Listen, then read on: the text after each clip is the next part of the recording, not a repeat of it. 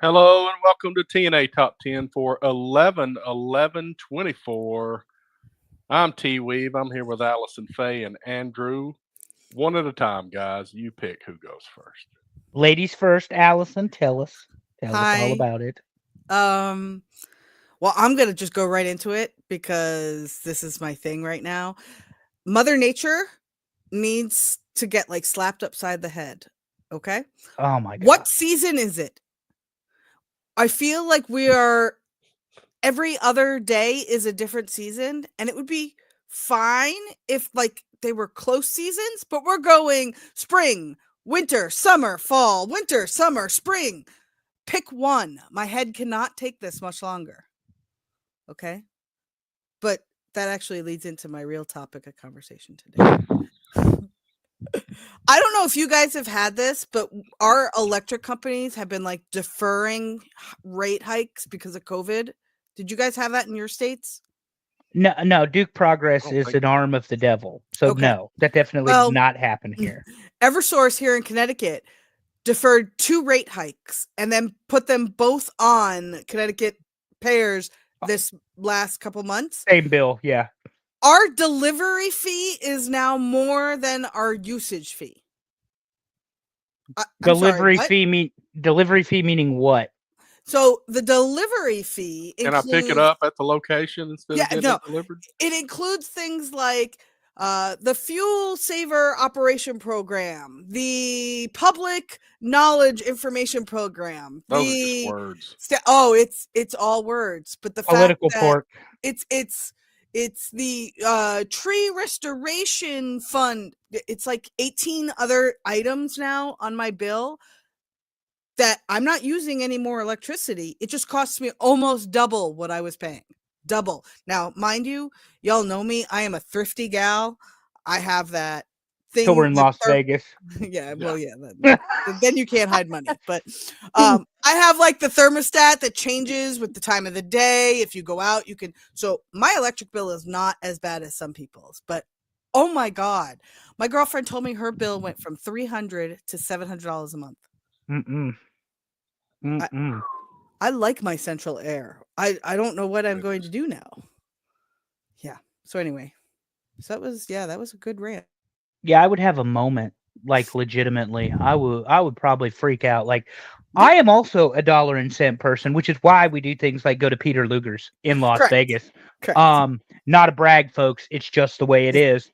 Uh, so, speaking of which, I reminded Terry of how excellent Peter Luger's was. I sent him a reel recently, I saw Twice. it. and That oh was my good. god, did I send it to you twice? You did. Oh, whoops.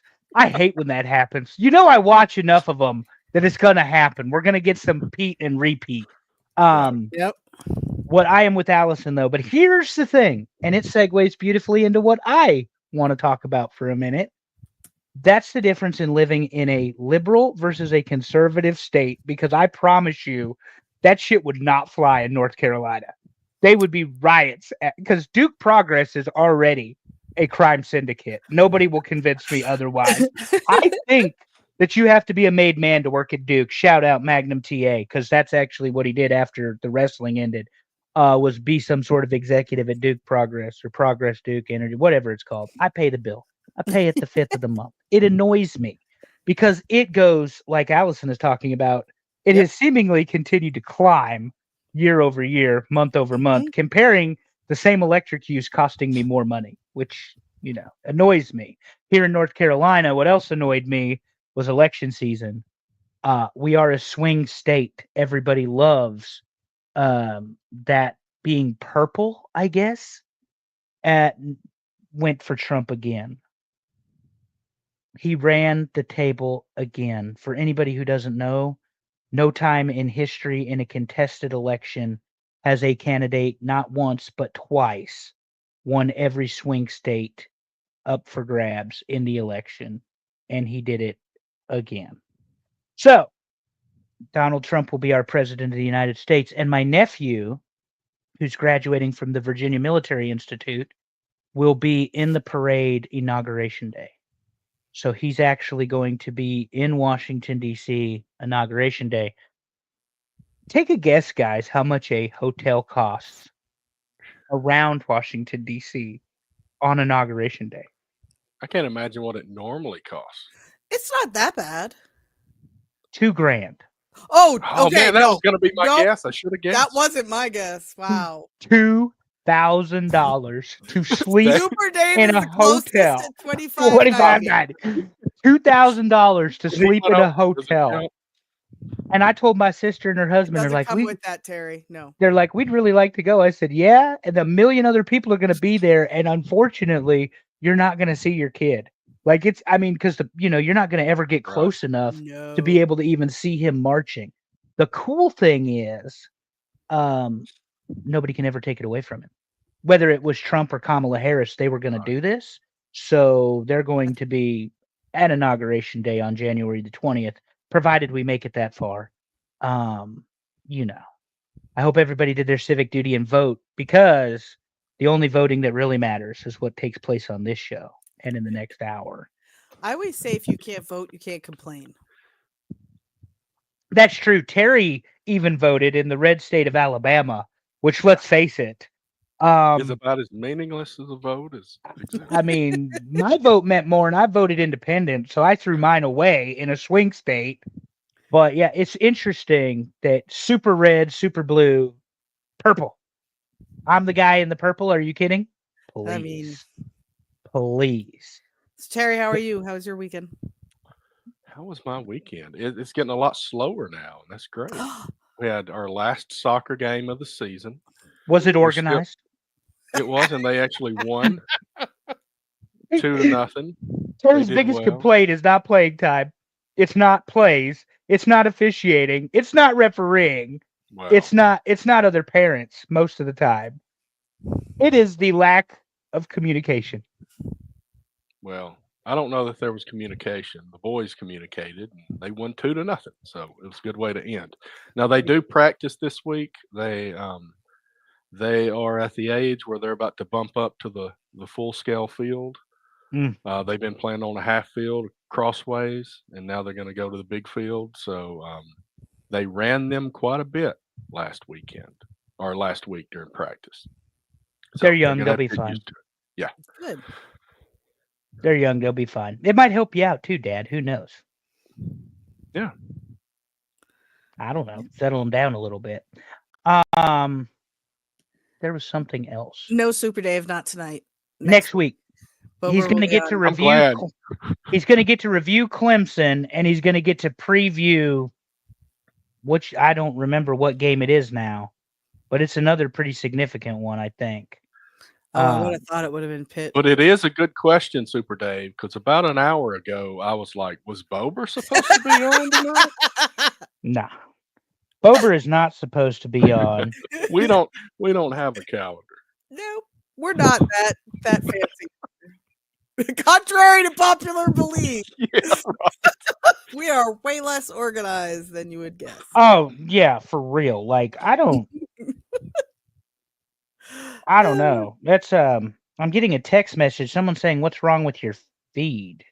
And I'm asking him, "What do you mean?" Because it seems like I just looked at it. It's fine, I think.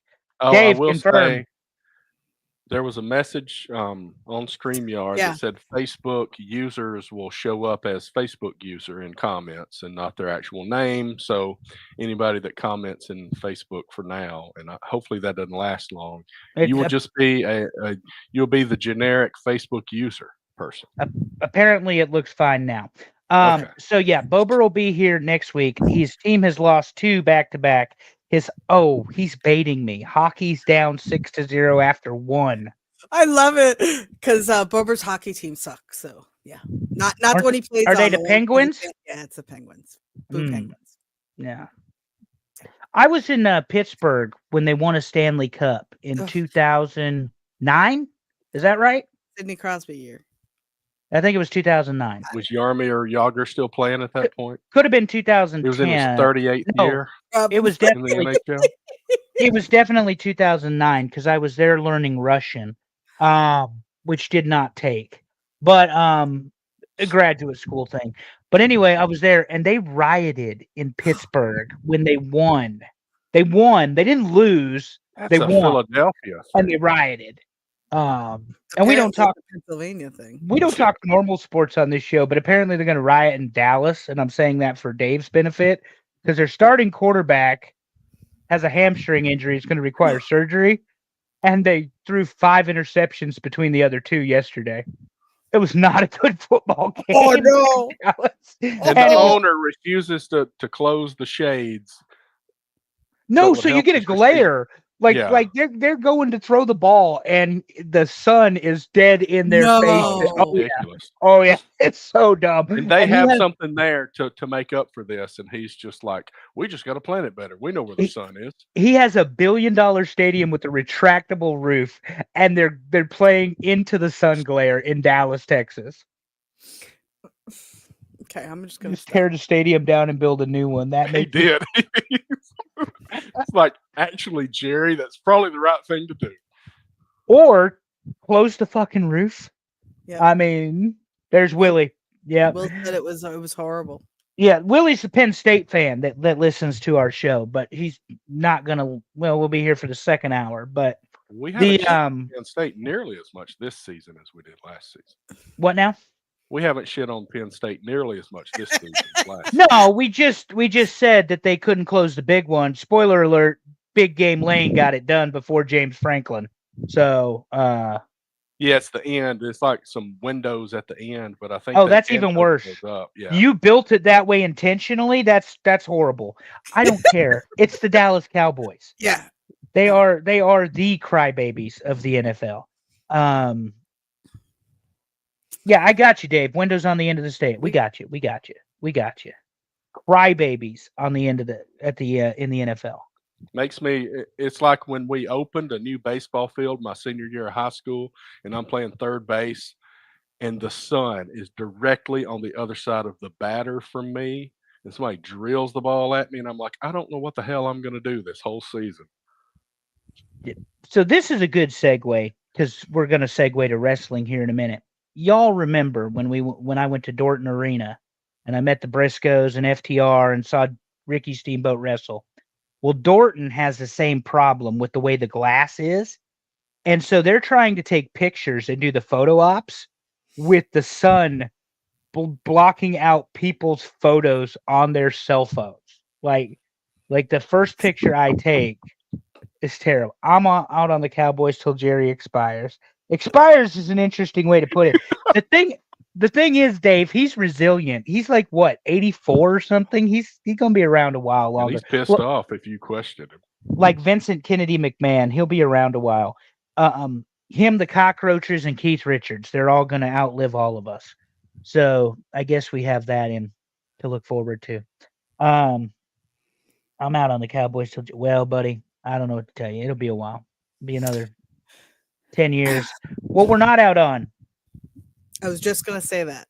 is it the WWE or the AEW we're leading off with, Allison? Because this is our segment. Let's face it, Terry ain't watching shit these No, days. but I actually went to AEW. This is true. So you want to start with AEW? You want to start with WWE? AEW. I don't have much to add though, because I'm going to admit this. I went to the taping of Collision on Saturday. Taping was on Thursday. Mm-hmm. Other than noting that Jack Perry still has the most beautiful hair in all of wrestling, and that Roderick Strong has apparently decided to let himself go gray, which he looks fantastic. The wrestling was not memorable on Saturday. It was like, okay, matches. Okay. Oh, look. Not another enough match. dives over the top rope into a group of people. I mean, that stuff, it was good. There were some really good matches. Like I got to see, apparently now they're doing a Lance Archer angle against, I can't even remember who. With Brian Cage, right? With Brian Cage, yeah. Because they're part of the Don Daniel Callis Garcia, family. maybe? I think Daniel Garcia is wrestling Jack Perry. Oh, no, then it was somebody else. Check your notes, honey. I put it in the notes. Oh. Put it in the notes. Don't bother. I don't- So I don't remember that, but I did see FTR in House of Black. Correct. But It's a they very- didn't wrestle. Very interesting decision, considering that Aleister Black basically sat down, or Malachi Black basically sat down and asked Adam Cole to just knee him in the face Wednesday on Dynamite. Yep. I don't understand what that was all about, because then he comes out the next day and says, well, I'm not retiring. I'm not leaving. Contract isn't up. But it certainly looked like a goodbye match. And it was very odd that he just did the Indian style for the not politically correct. Remember, we don't do the Washington Redskins. We do the Washington Redskins around here. We do the Cleveland Indians. It's Indian style. Give me no crisscross applesauce bullshit. Go get your motts from somebody else. But he's sitting in the ring just waiting on it. And it's awkward, like that 15-year-old in the car again, steaming up the windows, not knowing what to do. I don't understand why you continue to allow this to happen on your television program. I just don't get Tony Khan and his logic, and thank God I don't have to. So I thought that was interesting. I don't get. I mean, he just sat there. He just like. Yeah. No, and the thing is, they've dropped the ball with House of Black. Whether you like trios wrestling or the factions in AEW, Brody King and Malachi and Buddy Matthews have a fucking presence, and then you add Julia Hart to it. Oh, so that's what we had happen. Julia Hart's promo started on Saturday that she's coming back. So the place went nuts, and I was one of those people. I was thrilled. But I will say, it was like the cheerleader versus whatever her black character is. I don't know the difference, the black hat and the black outfit.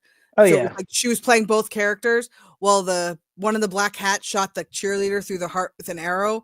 My son did not like that at all. Yeah, but that was an awesome visual. But it was an awesome promo. It was an awesome visual. Like, his girl? Is that his girl, or was it? No, but all of a sudden he's like, wait, is she dead now? And I'm like, oh, no, that was just a promo. And he's like, oh. Yeah. So is she here? No. Instead she's not here. We got to see Mercedes Moné, who I'm gonna be honest, I didn't recognize who she was when she ran out. She is horrible. That is $10 million. He wishes he could get back. Yeah. And now we're gonna feud her with Statlander, who is also not great. Have they forgotten they've got Jamie Hayter on this roster? Thunder Rosa, Deonna Purrazzo. That was not the opinion of Chris Statlander, of the guy sitting next to me in Atlanta. I'll just say that. Was he a Statlander fan, Terry? He very much was. He was glad we were behind. I'm gonna need a couple minutes to stand up. Some of you will get that joke in 10 minutes. But Statlander is not great in the ring. I don't know that she's any better than Willow. Now, they had a good match together because it was okay to be clumsy in a street fight like that. Mercedes is not going to be able to pick Statlander up for her finish. She's not going to be able to convincingly throw her around the ring. She's not going to be able to hit her knees in a meteor and the clothesline and all. What exactly is Mercedes, or how exactly is Mercedes going to wrestle Chris Statlander? But she better figure it out, because Jamie Hayter's next. So, or the god-awful Britt Baker, which is fast forward button. Yeah, apparently. I don't know. I get that she had mini strokes and stuff, and that sucks, but she's still horrible. Still the human fast forward button. Lord. She is. She's awful. Right. And then what else can we shit on while we're here at AEW? That's what I feel about Mariah May. Well, let me ask you this. We're on AEW, and I'm looking in the notes here. Tell me who this Big Boom guy is. And it's oh my God, it's the Costco guy. Go ahead, Allison. It's the Costco guy. No, because he's from New York. And he talks like this, Terry. And this motherfucker's going to get a show. He's going to get a match on the pre-show of Full Gear in 12 days.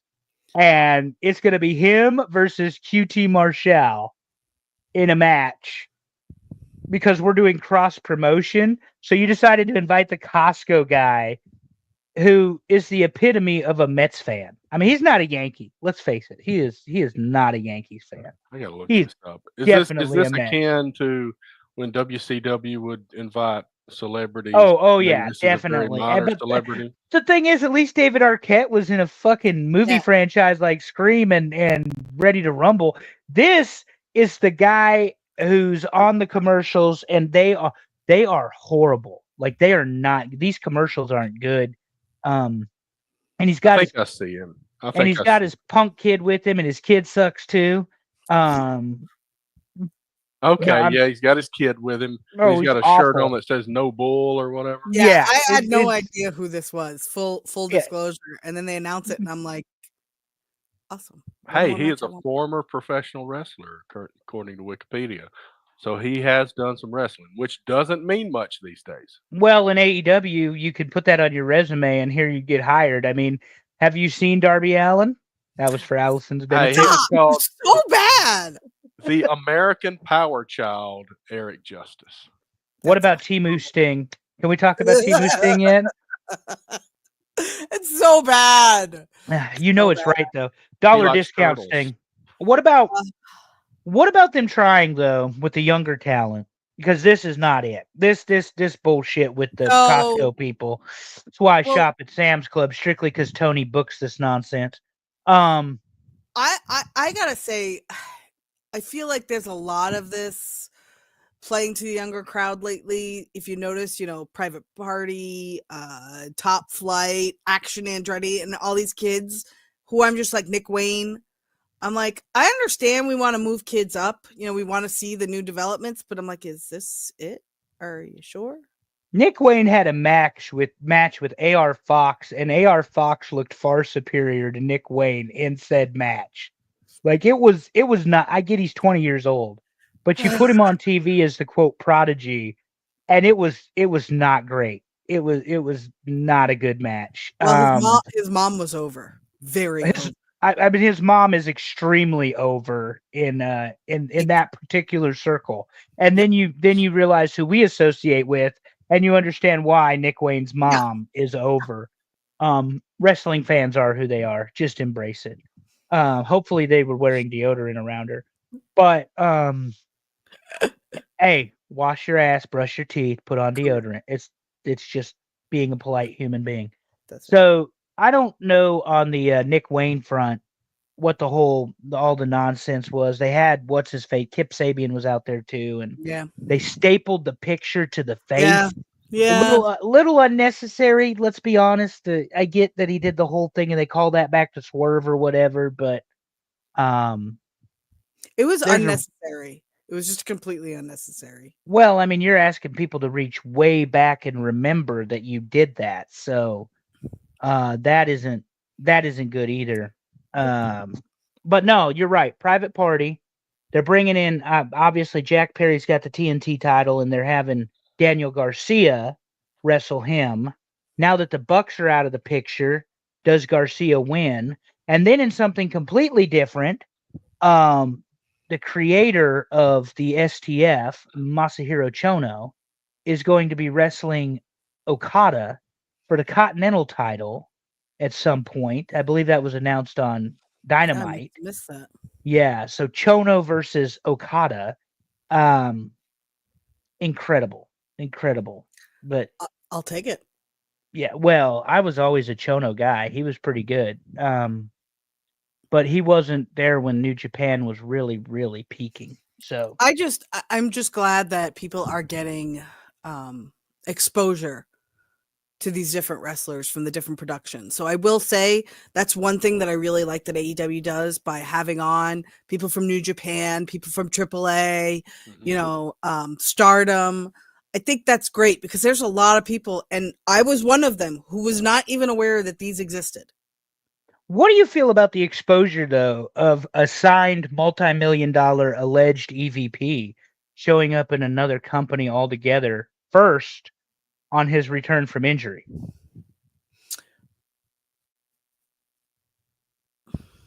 I think that he's doing what he wants. And I think it's being allowed. Yeah. So for those Yeah, of you who I may don't think much happens to combat much over there in AEW. Yeah, for Right. those of you who may They not do. know, Kenny Omega made an appearance in New Japan Pro Wrestling as a signed and contracted All Elite Wrestling performer and former world champion and one of their top tier stars uh, before he made his return to All Elite Wrestling. And made a match with Kid for January the 5th at Wrestle Dynasty. So you may get the Dynasty or cleaner Wrestle in Kingdom? Japan before you get the Wrestle Kingdom show. Yes. Okay. So All right, Wrestle well, Kingdom is church. And now yes. we've got Tony Khan fucking with it because he's added Wrestle Dynasty After, which is going to be a joint show because he stole all of New Japan's good professional wrestlers like Okada, like Jay White. And now, I did not realize that's what they were doing. oh yeah, it's a piggyback. January 4th, January 5th. Uh, Yeah, yeah, it's absolutely horrendous. well, you know you it's know, not I horrendous? Your opinion tell on me. the bloodline. Your opinion on the bloodline. I'd love to Oh, hear that. Well, there are fans that think it's horrendous because we Well, throw the ones, that's- and this is perfection. Here's why. So there are people online complaining that Solo's the guy that beat Roman, that has the Ulafala, etc. He's the imposter tribal chief. Are you gonna put someone in there that's equal to Roman? That doesn't make sense. You need the shit bag to say that he's the real dude. You don't put the guy that's equal or better than him. Now, as we discussed on this show months ago, and this is where Triple H should go, and he needs to hire me as his creative director since Bruce is out on hiatus. The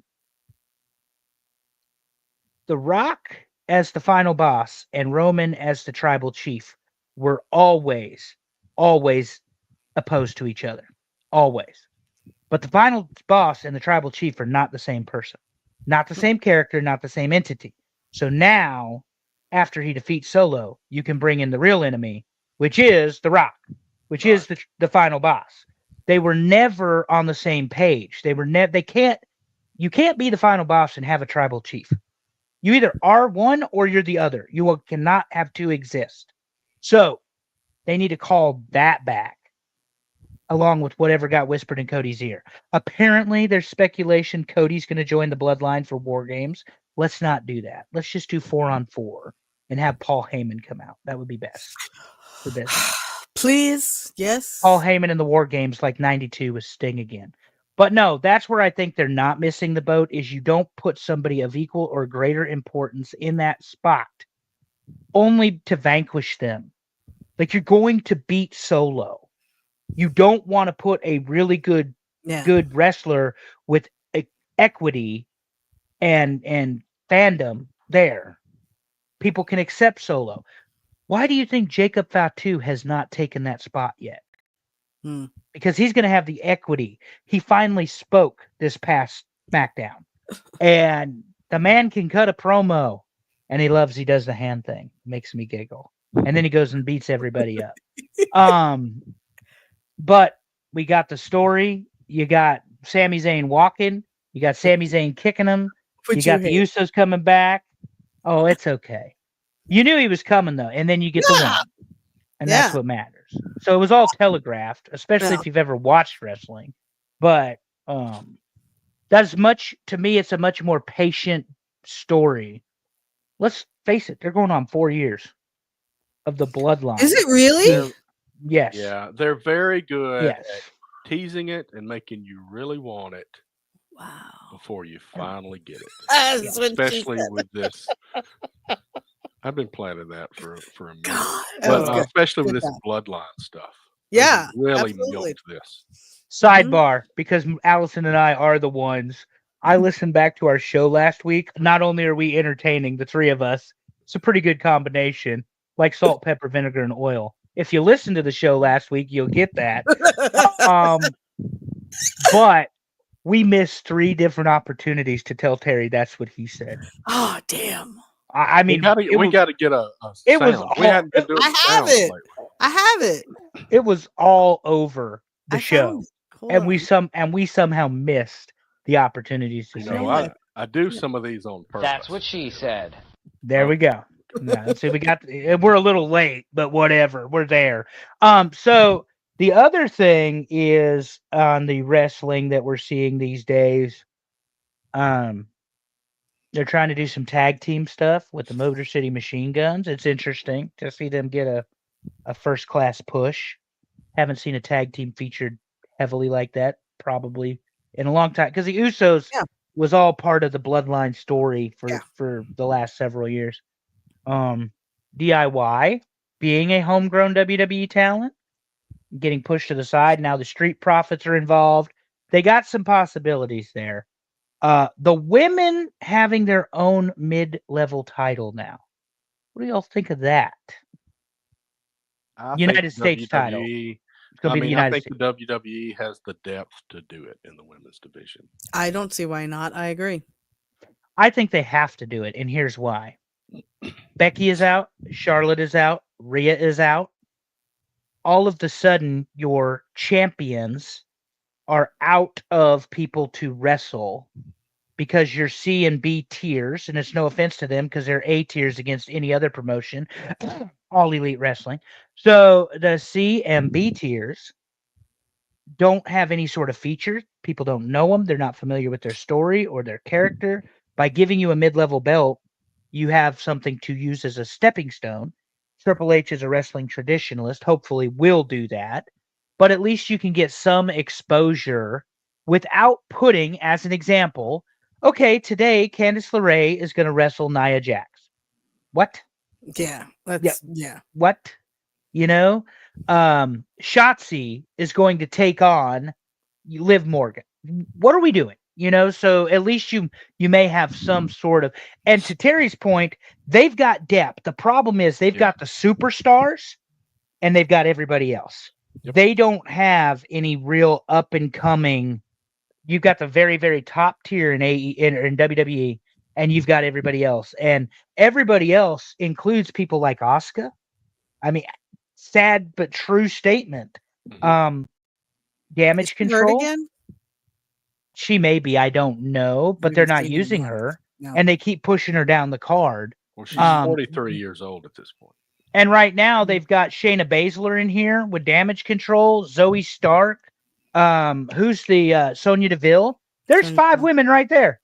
There's 5 women right there. And Io Shirai apparently is going to wrestle Liv Morgan. Now that'll be a good match. Yeah. They're equal in size. Io's a very good wrestler. Yes. And it's not a Liv versus Nia Jax versus Nia Jax sort of thing, or even a Liv versus Mommy, you know, because Rhea is Yeah. a much more Even that. imposing. I agree. But It without Becky, you got no Becky, Yeah. you got no Alexa, you got no Rhea, you got no Charlotte. These are God, I these are didn't your think of that. top tier women, and you're having Nia and Liv carry the load, and they're doing as good a job as they possibly can. But you don't have anybody ready-made to step into the spot when, for instance, Rhea Ripley had to be figured into creative, and all of a sudden she's got a broken orbital bone. Well, who's up next? So How do we pivot? Do we see a How do we breakup turn? of Bianca and what's Jade. her name? Jade, they're teasing it. I think they run it to Mania. I think they're running a superpower story or mega power story where you're going to see the turn, you know, slow and prolonged and drug out. You know, because they're taking up one of their stars with that. I mean, they've got people out and they're taking up Bianca that could be right there in the mix. But Yeah, that's a good point. But she's at the tag team division, and by the way, those 4 women murdered it, or 8 women murdered it in Saudi Arabia. Yeah, so they were very good together. But I'm with you, Terry, in that regard. I think that you've got 2 very talented single stars, but they want to bring Bianca along. Well, I definitely think though this time has been really good for Jade because she's still not. I meant Jade, not Bianca. Yeah, I know. Yeah, I don't think she's where she needs to be yet to be a single star. Right. So I understand the push to keep her with Bianca for now.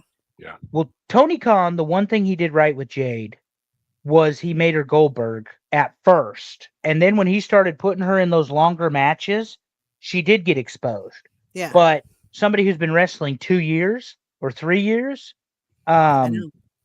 very good accounting for herself. She doesn't need to apologize for anything. She's no, just not not at all. there. Yeah. The other thing I would say though is my preference is that Bianca is in the upper echelon of the wrestling division, of the women's division. I would agree. You know, it's not in my upper echelon of anything. Chores. Oh, Chores. The Anybody most who knows hated me- household chores. Yeah, anybody who knows me knows cleaning. No, it's just a no. Mm-mm. Why don't we talk about them today, Allison? Ugh, let's talk about it. I'm So responding to a text message. I apologize. So That's thanks my to fault. anybody that voted on this. This is our first reverse Yes. 10 where top thing. I called this 4 different things on social media and the files I created and everything. Let's just call it most hated household chores because that's what it is. Yeah, it was a very long laundry list of Yes. things to choose from, Terry. Yes. You're So welcome. I will say there are plenty of chore lists online if you go Googling for it. It just made me feel worse because it's more things I'm not cleaning or not doing. Well, I got to say right up front, I pay somebody to do most of these things.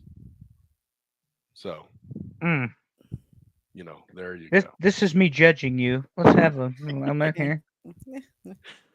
But not number 1. But, you know, whatever. Let's go. Number 10, cleaning out the gutters. Yeah, no. I pay somebody to do this. That's how much I hate it. I don't pay anybody to do this one, although I don't do this one. We pay- don't have gutters on the roof. Oh, well, there you go. Well, that's one way to take it. That's the take easy care way of to do this. that. Yeah, and we have one big tree. It's a huge oak tree that's I don't know how old, but it's huge. So it's I mulched up all the leaves with the lawnmower yesterday. So I have a deal with my neighbor. He does my lawn care and my snow removal, and I let him use my garage to store the snow blowers and lawnmowers and tractors that he refurbs. So it's a great bargain for me. It's good bartering. good bartering. Yeah. And then when people owe him money, like on the tractors, he has them come over to my house and do more landscaping. Say, does he make you collect? No, he's a really good, no. Oh my God, no. He's a good neighbor. No, I meant, does he make you collect? Are you his collection agency? No. Because people, by their very nature, are dirtbags. I mean, that's Oh, just this kind of is how the true. world works. This is true. But They'll no, try to he- stiff you in a minute. ah. Or bags of leaves, you could say. That Number too. 9, make the bed Okay. or put the sheets on. So- Apply sheets. Okay, first let's talk about the word choice. Go ahead. Apply sheets. I have 2 problems with this. 1, I do not use a top sheet. I am one of those people. Okay, it's out there. Also one of those- Wait. also You say one of those top people. sheet. Just Yeah. nothing on top of you at all? No, I use a comforter. Oh, Also one of okay, those I see what people. you're saying. Yeah. Comforter. But I with don't no like top sheets. I don't like the feeling of the stiff sheets. Gross. Second thing, if nobody's coming to your house, do you still make your bed? Yes. Okay, then there's something wrong with you. I'm sorry. Because nobody's coming to my house. But Yep, but I don't understand that. It's my comfy space. I have This is everything like- where I want it. This is the 50%er for me. It gets done 50% of the time. And ultimately depends on how busy I am in the morning. And There's only one also- time I make a bed, and it's when I change the sheets. That's it. so when Terry you was thinking reapply something the else. sheet- I saw that look Well- on his face. when somebody's coming to your house. But anyway, so if you're watching this picture here, this is what you get from AI when you say disheveled bed.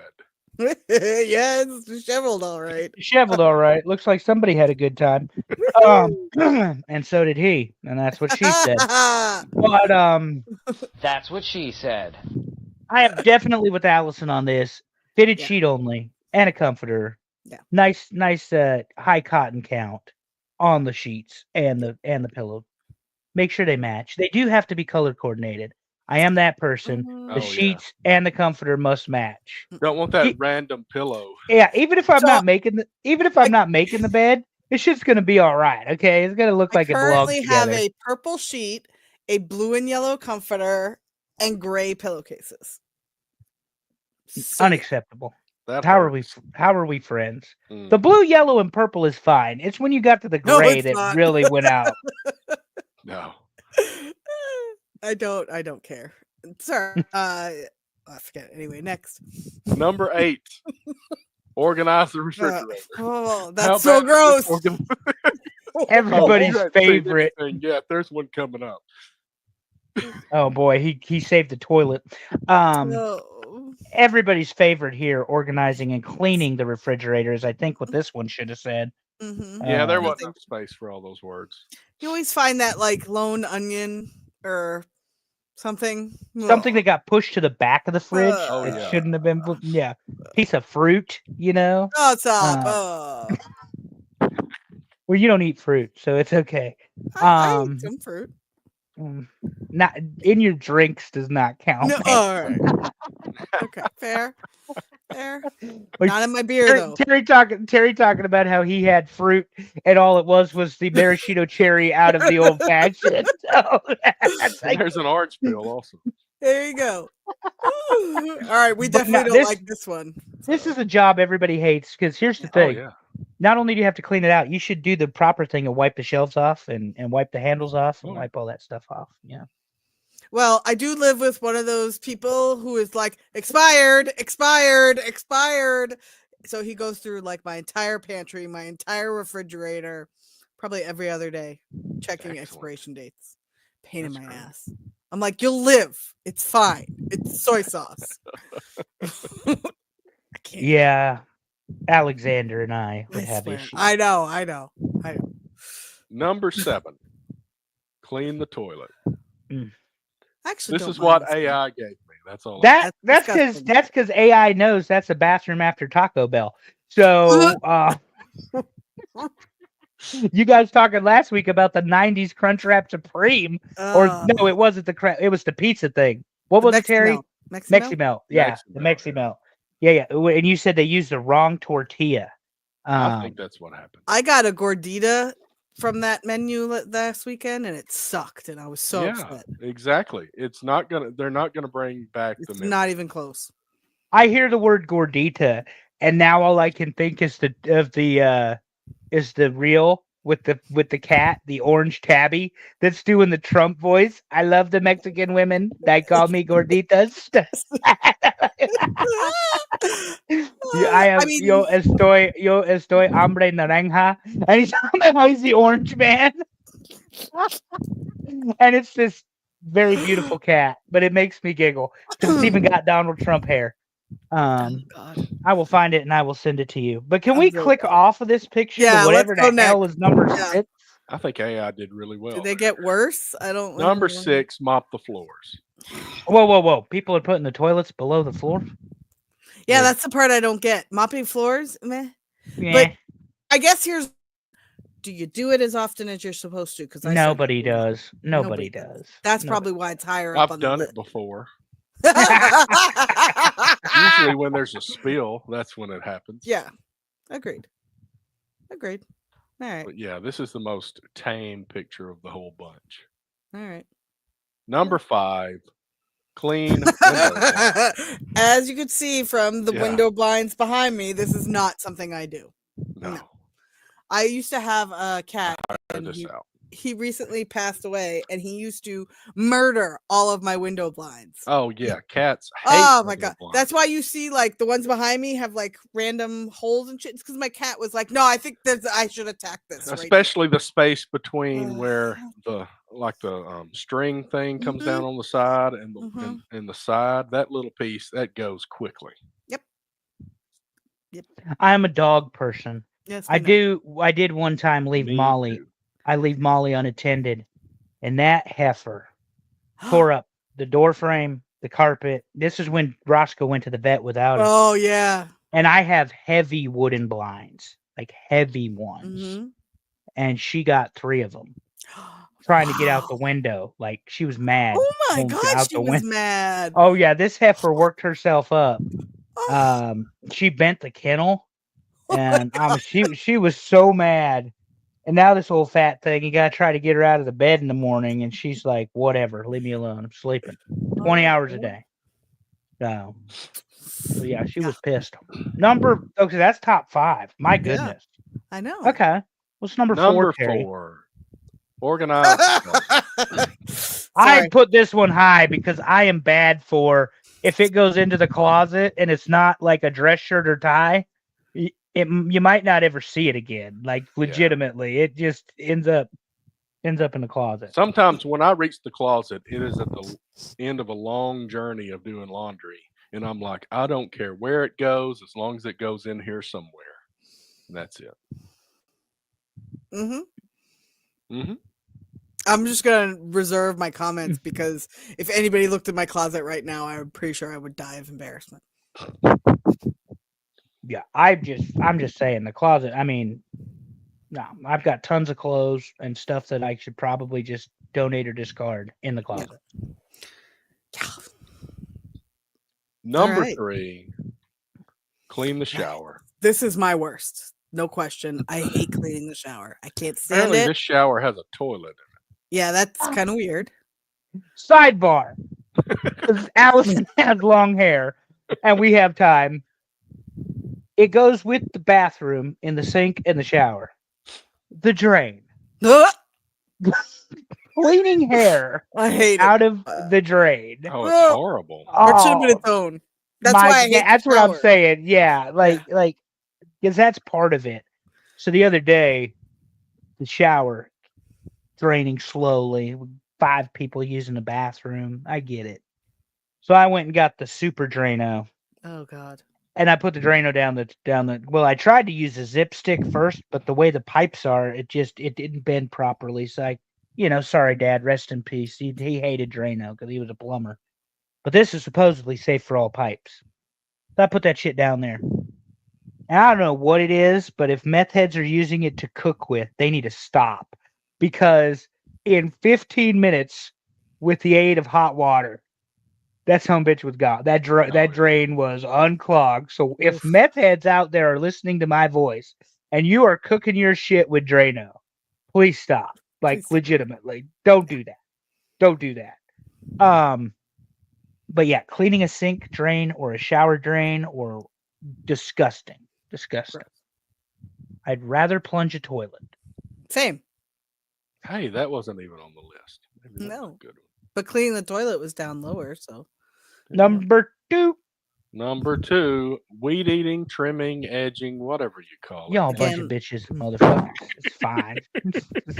This is like my peace outside. I was gonna say this is like Andrew's happy place, and the rest of us are like, this sucks. We hate this. Yeah, this part I hate. I can 111 degrees outside, and I've got that push mower just rolling. He's got his I don't farmer's pan I'm good rocking. with the mower. I just don't like this part.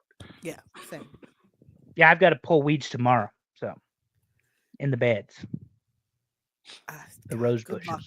God bless you, because no. I'm gonna wear gloves because I keep getting the reaction things to something. I don't know what it is, but it's that sensitive skin. I guess I never have for 37 years till the last year and a half. Ridiculous. All right, what's number 1? Number 1 shouldn't be a surprise. Folding, putting up the laundry. I can fold it all day. Y'all a bunch of babies. Put it away. You spent the time to sort it, to check the pockets, to fill the washer, to put that bitch in the washer. Where did these come from? Yeah, hold up a second, mister. That's a lot. My AirPods the other day. What are you talking about? And then fold it, and you're going to tell me you don't press it, hang it, or put it away.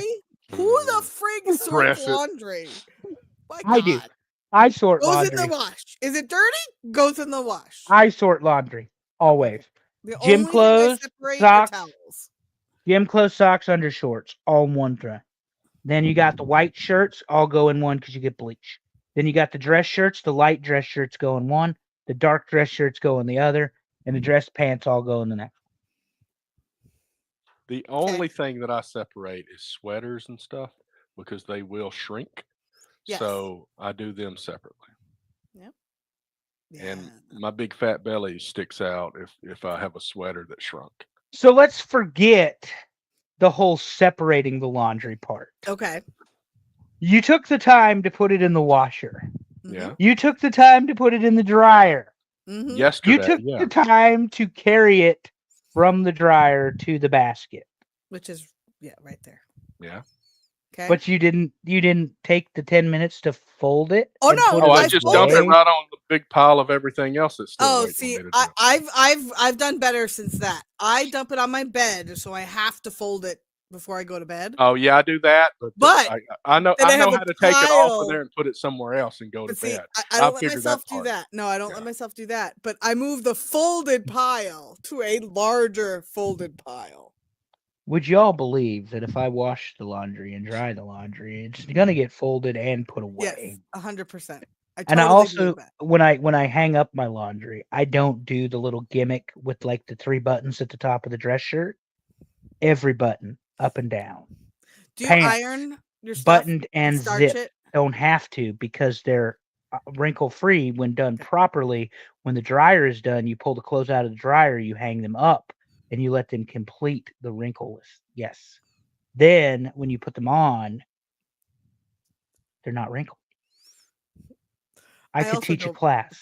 I don't buy anything that wrinkles, and if it does wrinkle, I don't wear it again. As a rule, most of my clothes All have my to be. collars are like all flapped out. As a rule, most of my clothes have to be Wrinkle free. machine washed. Yeah. I will not No not dry cleaning. dry clean. Mm-mm. No. No, I'm not paying that kind of money for somebody to wash my clothes or to dry clean my clothes. My neighbor has one of those dry clean delivery services, so I always see like the little bag on the front door, and I'm like, must be nice. Now the jacket I wore in to the wedding, Oh, I can you pay know, you. that stuff. Well, I that's dry different. clean. Yeah, like But- I dry clean my fancy dresses because I wouldn't know how to do that. Wouldn't know how But to I'm wash not them. washing my dress pants I wear to work, or not dry cleaning them. I wash them. So, I wouldn't think so. but That's also good. on the dress pants, you button Yeah. them, both buttons. You zip them up. You hang them along the seam. The seam, people. I'm here to help and educate. Hang them along the seam, and then you won't end up with unnecessary creases or wrinkles in the pants. Or you have a laundry chair, as is shown here in this picture, because this was beautiful, Terry. I've had laundry chairs, I've had laundry crates, I've had laundry treadmills. That was a good one. Laundry Yep. treadmill. That's an old story about my Christmas present. Yeah. Good Laundry treadmill hits. And that might be a shirt. That might be Allison's first shirt. All right, let me run it down. right. Number 10, clean out the gutters. Number 9, make the bed. Apply the sheets. I think that's a thing. I didn't make that up. Number 8, organize, clean out the refrigerator. Throw away expired items. We don't all have a son to do that for us every day. Number 7, clean the toilets. Number 6, mop the floors. Number 5, clean the window blinds. Number 4, organize the closets. Number 3, clean the shower. Number 2, weed eat, trim edge. And number 1, fold and put away the laundry. Good list. I like doing these worst, most hated lists. Honestly, this is a lot of fun. Yeah. Someone do this. suggested, and we need help with it. DM Terry, me, or Allison. Most hated drivers or cars they drive. Oh, goodness. I Oh, my- was gonna say drivers. Personality or something? Amy will be like, Allison and Andrew are the worst drivers ever. Nobody That's- else wins. That's because Sweetheart is still stuck in Mayfield, not to be confused with Mayberry. Um, God, I love you, Amy. I'm sorry. she does not understand the need to get somewhere in a hurry. And if you have ever dined with this woman, tell her before you go out to said dining thing that she needs to be ready an hour before you actually need to leave. Well, Because if other people are around, it's going to take her that hour to get away from them Correct. because she can't just be like, hey, I have a reservation. Now, speaking for myself and Allison, and to some degree, Terry, it's not difficult. Peter Luger's waiting. We'll talk to you later, bitches. And that is literally what would come out of my mouth. Amy, I just don't make friends. That's the easiest way to get away from it. Amy, on the other hand, Miss Congeniality, as I refer to. Oh, hi, how are you? oh, nice to meet you. Amy, you know that person? Yeah, I met him while we were checking in. What? You sat there and talked to him for 30 minutes and planned the family picnic and reunion. What are you bringing? Potato salad or dessert? I mean, so this is how we have to manage her. We tell her we got to be there at 6:00, knowing damn well the three of us text separately. Reservation is until 7:30. Don't worry about it. But we're gonna get her ass out of there, and then Terry gets a head start on his old fashions, and I get to look at the menu unnecessarily for a length of time because that is something I do. I study Like it. you haven't looked at it beforehand. Correct. Come on. I always look at them before we go, and what do I do when we sit down? I'm ready. No, I review the menu again to make sure. And then you got to hear the specials. I mean, it's a big deal. So it's an event when you eat with us. Be thankful if you ever break bread at our table. It will be memorable. You will enjoy it. Speaking It of is- memorable and enjoying it, what's happening on the Ram Woo. Network this week? Is there anything memorable happen? Oh, yeah. Pondwater Dave and Amy Nothing that you remember, right? are celebrating I remember They're- this. the 2-year anniversary of the show. And who's gonna And be they're with 'em? bringing on great friend to most people, the best hugger in the world, Dave Yes. Silva. So if you've never gotten a hug from Dave Silva, that's your problem, not ours. Awesome dude, awesome guy. It'll be a lot of fun Wednesday night. Live, 7, is it 7 Eastern, 6 Central? I think so. Probably. Anyway, it'll be live. Check out the YouTube, check out the Facebook. They'll have a good time with Dave, and it will be well worth your time. Absolutely. Dave is also doing World Class Flashback with some. Oh yeah, Timmy. That's who it is. My bad. Sometimes I get mental blocks and forget things. They're walking back through 1983 and the Von Erichs and whatever. I don't know if we care about that or not. And I think the guys are still trying to handicap football, but as Terry and I are going to talk about in about 5 minutes, good luck with that if you're handicapping college football these days. I picked Georgia because Lane pissed me off so much. And you know normally that I'm an Ole Miss guy. So more on that next hour. But yeah, Ballers, that's still a thing. The golden era's coming. That's a thing. I guess. I don't, from what I understand.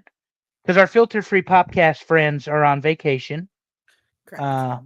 They're on a As far as hiatus. I know, it's not like Forrest Gump's dad. I did say that last week, but like I said, it's not like, I don't know if it's permanent or not, but they're doing a retooling and good for them.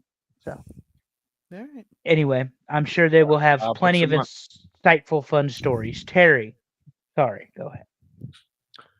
Oh, $5 a month. That's what I was saying. $5 a month gets you in. It should be, maybe some changes to that too coming down the pipe. Who knows? Maybe we'll actually do something off of Patreon. Oh, or maybe not. Man, you pay a lot more attention to these conversations than I do. I got to catch up. Well, there's not a whole lot that you're missing because we can't do watch-alongs on YouTube. Ixnay on the XK, yay. So anyway.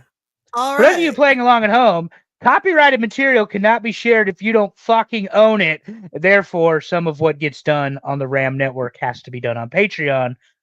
That's why we continue to tell you to support. Oh, and one other thing, because Terry loves when I say that. Support Big Time Belts. He made the Yes. fantasy football belt for the RAM network. It is fantastic looking. It looks like it will have a future home in Mississippi. I'm rooting for Teppy. So it looks like Tep may win this thing, but Big Time Belts made it. Belt maker Dave knows personally. Down a notch this week. Certainly worth checking out. Terry, relax. There's 9 games left. Relax. I didn't even get my shit in for baseball. Relax. 9, but Big Time Belts, high quality, low prices, as good as anything you're going to find on the market. Certainly worth taking a look at for the wrestling fan and or just somebody wanting a belt for whatever event happens to be as an award. It could be Employee of the Month, which I'll never win. But anyway, I'm done plugging the stuff at the end of the show. So that means, Terry, It's your turn. Right at the hour mark. Thanks for listening, everybody. Thanks for watching. Thanks for voting and all that stuff. As always, love your people. Tell them you love them. Make it weird. See you next time, everybody.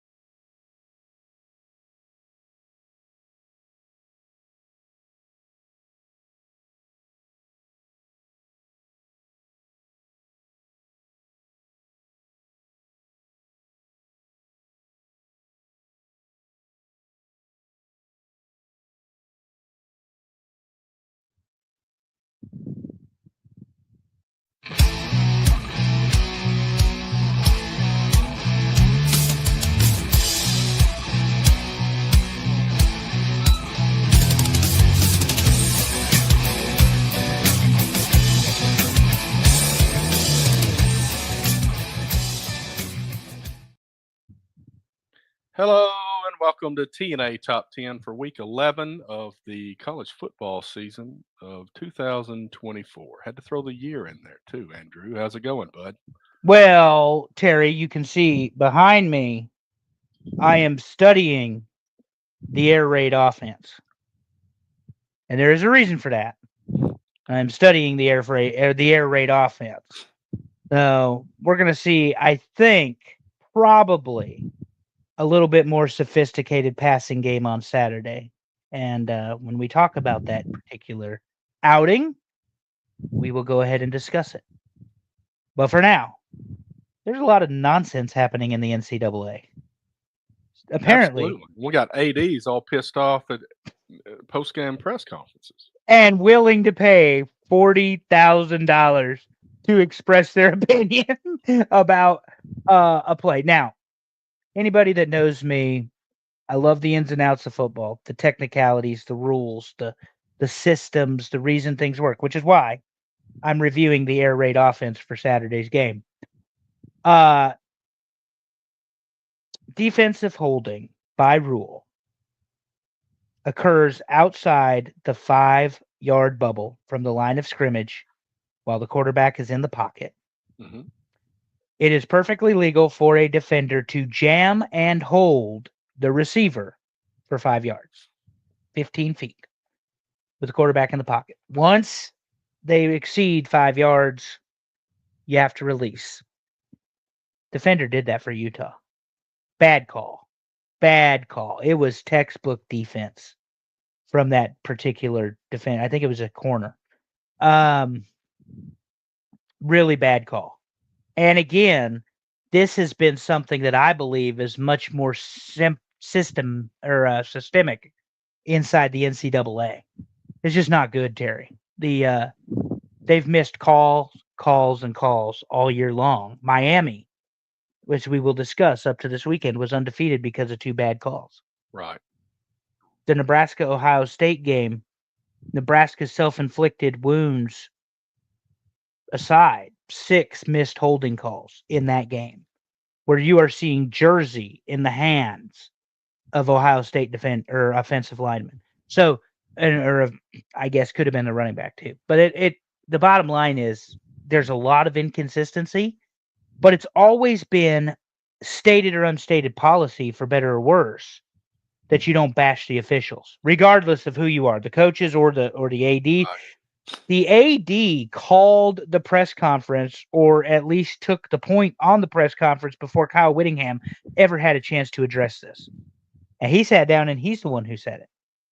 So very interesting, and a very frustrated Utah team. I had them winning the Pac-12 or Big 12, excuse me, and they are 4-5 and 1-5 in conference. Not good.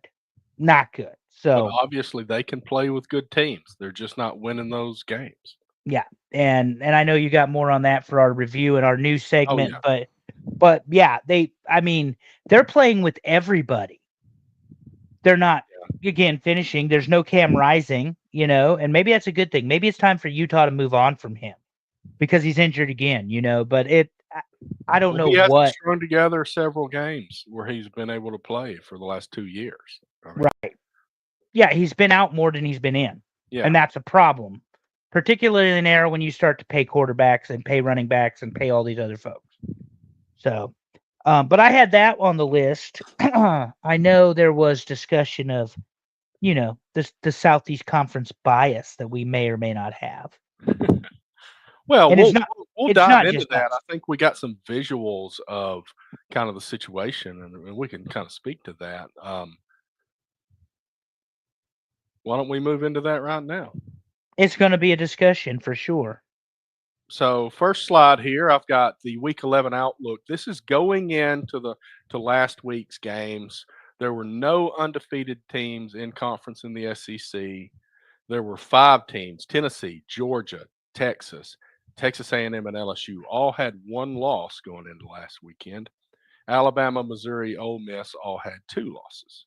Correct. So that sets up what we saw last weekend, and this changed. Let's go to the first game, and it was a blowout. Ole Miss just puts it on Georgia unexpectedly, 28-10. So a blowout, yes. I had said last week that I believe that Georgia's defense was too tough for Ole Miss, and I think I was basically listening to you too much, and it's because I always bet on Lane. I always bet on Lane Kiffin, and I did not bet on Lane. I'm the guy that said he's going to win 12 games this year. Well, he's going to have to win a couple playoff games if that's the case now. But to do this to Georgia, even in Oxford, right? Pretty clean game, but look at the rushing. Georgia A Georgia football team ran for 59 yards.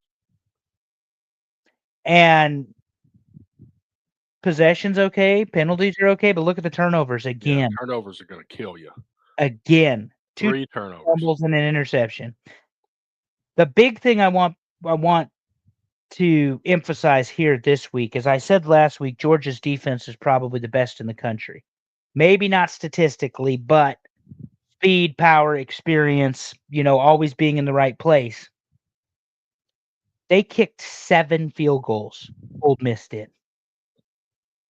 Those 6 points aren't touchdowns and missed PATs. Those are 2 field goals apiece. And add another one in the first quarter.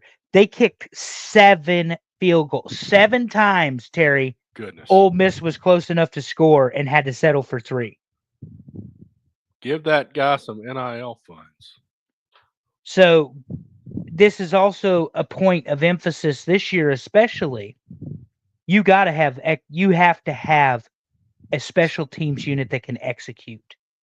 And I mean, Kiffin knew, rather, as good as his offense was playing, Georgia was bending, they weren't breaking. Because every one of those 18 points through the second, third, and fourth quarters represents what could have been a touchdown. Right. What could have been a touchdown. But you got to think that they're going to miss a field goal at some point, and they just didn't do it. They didn't. It went 7 for 7. And, I saw the first opening sequence, and I thought, oh, God, this is going to be a game, because it was Georgia, then it was Ole Miss, it was Ole Miss, Georgia, Ole Miss. I thought, well, here we go. But Carson Beck has not looked like the championship contending quarterback we'd expected him to. Ole Miss, Jackson Dart did what he does, 263 yards passing against a very good defense of Georgia, from a pass rush to a secondary to the way they play man-to-man and switch out to zone. And look, third down, 4 for 13, and Ole Miss still scored 28. Right. So and Georgia was 6 of 14. They did pretty well on third down. Yeah, but they just didn't do enough with it, and couldn't punch it in. No, and they were frustrated, and I think that rightfully so. They're frustrated. Georgia, even with that one loss to Alabama, didn't look like a team that was gonna have an outside shot. Well, we haven't gotten to our poll yet, but both the AP and the coaches poll dropped them dramatically. Yeah, to the 11th spot. So interesting. I think they were getting the benefit of the doubt because they've had a couple of close games. That Kentucky game was close, but people were saying, "But they're winning." Well, and the other thing was that defense kept bailing them out. Yeah, kept bailing them out, bailing them out, bailing them out. So, who do you got next here, Terry? I got Florida, Texas, and Texas just put it on them 35-0 at halftime. Ends up 49-17. It was a glorified ass whooping. Billy Napier was given a reprieve, so to speak, for the year early in the season or early in the week last week, and was the AD said we're not going to fire him. We're going to keep on with him, and we're not going to pay the $26 million out. We're not going to risk losing recruits that have committed to Florida to play for him. Okay, great. Well, then they go to Austin, and this is the Texas team right now. This is the team with the inside track to the SEC championship game based on the remaining schedule. Toughest game, of course, being A&M, and we'll get there when we reveal the rankings. Mm-hmm. But nothing Florida did Saturday went right, Terry. Nothing went right for them. The 17 points they scored was in garbage time for all intents and purposes. Right. Sark had already started subbing his guys in and out. I mean, it was 42-3, and he starts bringing in the second and the third team, to play. So Ewers threw 5 touchdowns Saturday, so that was a record for him. You look what they did offensively. Look at the defense. They didn't make a lot of mistakes. Yes, they had the one fumble.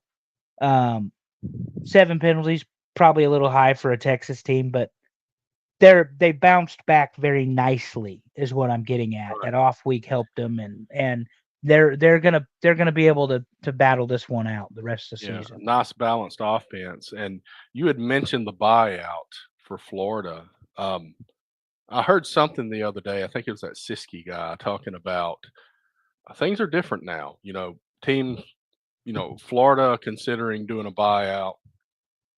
Texas A&M did a big buyout last year. Auburn buys somebody out every 3 years or so. But with NIL and having to pay these guys so much money, you're having to go to the same boosters and say, hey, can you give me $30 million to buy out a coach? And then you want to turn around to the same boosters and say, hey, I need $2 million for a quarterback. So you better have a lot of boosters that are willing to pay some money, because you might have to say, well, for the sake of recruiting, we're going to let him stay. They got to make bigger decisions now because there's not as much money to go around unless you got just some really deep pockets. The 12th man at A&M. That's right. And they do. So that's why they bought Jimbo out. Yeah. Let's move along. No other team in the college would easily do that. The way they just wrote the check, Exactly. Woo! So Alabama, LSU, and night game in Baton Rouge. Who gives a shit? Alabama just steamrolled. I said 17, and you said you're crazy. And, buddy, in the rain, under the lights, in Baton Rouge, Louisiana, the Alabama Crimson Tide, particularly the quarterback who had gone pretty quiet in this Heisman discussion, lit the Tigers on fire. I mean, he lit their asses up Saturday night. 4 rushing touchdowns. He had 4 rushing touchdowns. Jalen Milroe did. Yeah, LSU, 3 turnovers. Penalties about even. But you look at the rushing, 311 yards on the ground. There is a point when you are running that well that you are breaking the defense's spirit. And that is exactly what they did. Kelly's a good enough coach. Quarterback spy. You've got to cover him. You've got to account for him. He's such a dangerous weapon. But we have talked about this, early in the season before the Alabama loss to Vandy, when I said the problem with Alabama is that Jalen Milroe can go 5 out. He can play empty set. He can play eye. He can play shotgun. He can play quarterback read. He can hit the hook, the dig, the flat. He can hit the slant, and he can hit the go. I said the problem with all of that is he's such a dangerous quarterback, and then you have to account for him. LSU Saturday night, of all things to abandon, was the quarterback run. And they did not protect they did not protect the integrity of the line. Their defensive linemen did not stay even with him. They kept over pursuing, and it's a one stick foot in the ground, and he's gone, Terry. And once he gets going, once Milroe's got that speed, that once he goes, he's gone. Your defensive line aren't going to catch him. Your linebackers aren't going to catch him. And they ran LSU's ass up and down the field. That defense was so gassed and so exhausted by the time it was all said and done. You're doing it in the rain. You're doing it at home. You're doing it in front of 85 or 90,000 people at Tiger Stadium. And you just had Alabama pick you up and break you over their knee and just break your back. Well, not only that, you talk about the 300 yards rushing, but they also were 10 of 13 on third down. And that's a defense that continually gets to third down and can't make the stop. And that's going to kill you as a defense. You think you're there, and then you don't stop them, and the drive continues and they score. Yeah, it is not good. It just does not work that way. And you have to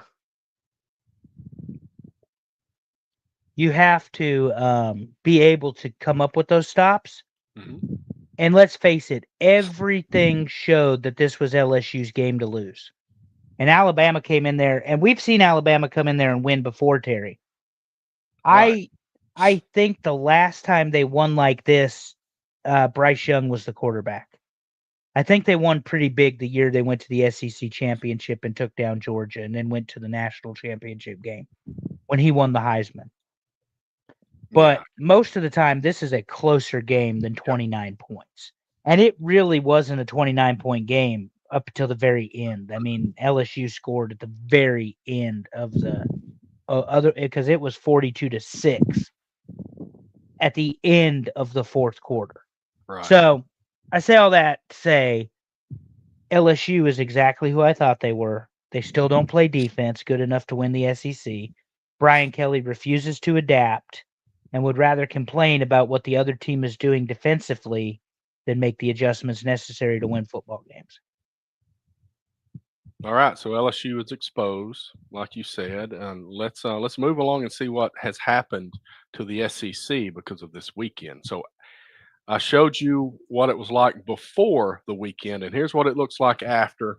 So we got 3 teams with 1 loss. Nobody's undefeated in conference. We got Tennessee, Texas, and Texas A&M. We got Alabama, Georgia, Missouri, Ole Miss, and LSU all with 2 losses. And I've got the remaining games on here. Mm-hmm. So the big ones, obviously, we got Tennessee and Georgia this weekend. A&M plays Texas at the end. Really, is there anything else on here? I mean, Missouri. Don't sleep on Vandy if you're Tennessee. Well, that's true. Even though South Carolina beat them pretty handily this weekend, don't sleep on Vanderbilt. Some games they show up, some games they don't. They're one of those teams. So respectfully, because I see Auburn on here. Mm-hmm. Tennessee, Auburn is possibly going with a true freshman quarterback, so there's not much that's going to happen. So respectfully, Alabama should win out. Yeah. Georgia, the Tennessee game looks like it's going to be the one to give them trouble because if they have trouble, is that UMass? It is. They got UMass game 11. If they have trouble with UMass game 11, Kirby's done. Now, I don't want to be Missouri with the Gamecocks, Mississippi State, and Arkansas. Ole Miss, Florida, Mississippi State, LSU, Florida, Vandy, and Oklahoma. So Alabama, to me, wins out. Texas. Either A&M or Texas is going to win out. Whoever wins that game. Yeah. And then Georgia, I would like to say should win out, but the way they played this weekend, they couldn't get that offense going, and Tennessee has a pretty good defensive front as well. So it really comes down to that game. And I know you talk about the Vandy game. Tennessee should beat Vandy, but you never know. Yeah. And when we reveal who we ranked in the top 12, I will explain who and why I ranked. But I think Texas has this pretty much under control. The A&M game being their X factor, because I want to point this out. Terry, there is one team in the SEC who has held their combined opponents to less than 100 points defensively, and it's Texas. And they're going up against 2 of the 3 teams that don't score very well. Right. Because Arkansas, despite Bobby Petrino being the offensive coordinator, has not lived up to that hype. Right. And University of Kentucky, we know they're not there to play offense. So anyway, played a good game against Georgia, but they're not getting it done. And I will say this too. I still think 5 teams can make the SEC, make the Big 12 or the 12 playoff. Right. And there's going to be a lot of people that are going to be pissed off when 2 or 3 or 4 of them have 2 losses. Well, that's the thing about this. There are 8 teams within a game of each other at the top of the conference. Mm-hmm. That's saying something. Nobody's running away with it. Because right now it's A&M and Tennessee for the benefit of the alphabet, followed by Texas because they haven't played the same amount of games. Right. So, anyway. Let's move on to the next conference, and that is the ACC. Going into last weekend, we had 2 undefeated teams in conference. That was Miami and SMU. SMU's 1 loss was outside of the conference. Teams with 1 loss included Clemson and Pittsburgh, and there were 4 teams with 2 losses. That was Louisville, Syracuse, Virginia Tech, and Wake Forest, and this changed quite a bit this weekend. So Terry doesn't get any heat. Clemson has 2 losses, but one of those was to Georgia, just for the record. Yes. That's where the in-conference comes from on the undefeated part. And it also understood, but you didn't carry it down. That's all I was saying. SMU, of course, took the loss to BYU. So that's right. Terry, what do we got? We got Hmm. Miami getting their butts kicked by Georgia Tech.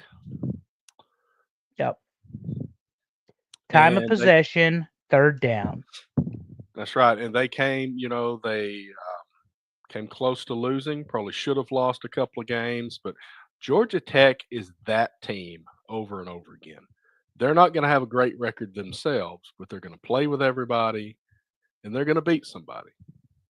Well, you look at the ball control, 35 minutes. Yep. They rushed the ball 271 yards. We know Miami doesn't play defense. We've compared them to the Southern Cal teams where they toy with their look at it, 436 yards. And you lose to Virginia Tech because their defense bends and doesn't break. Right. Georgia That's Tech. simple. Yeah, Georgia Tech's defense didn't break. Right. And then, like good teams do, even when they're just playing the spoiler, when they needed the turnover, they got the strip sack. And that sealed the ball game. That's right. And they held Miami at 88 yards rushing. I know they had nearly 350 yards passing, but that ball control and not letting Miami run, this is how you beat teams with more talent. Yep. Georgia Tech does that as well as anybody in the country.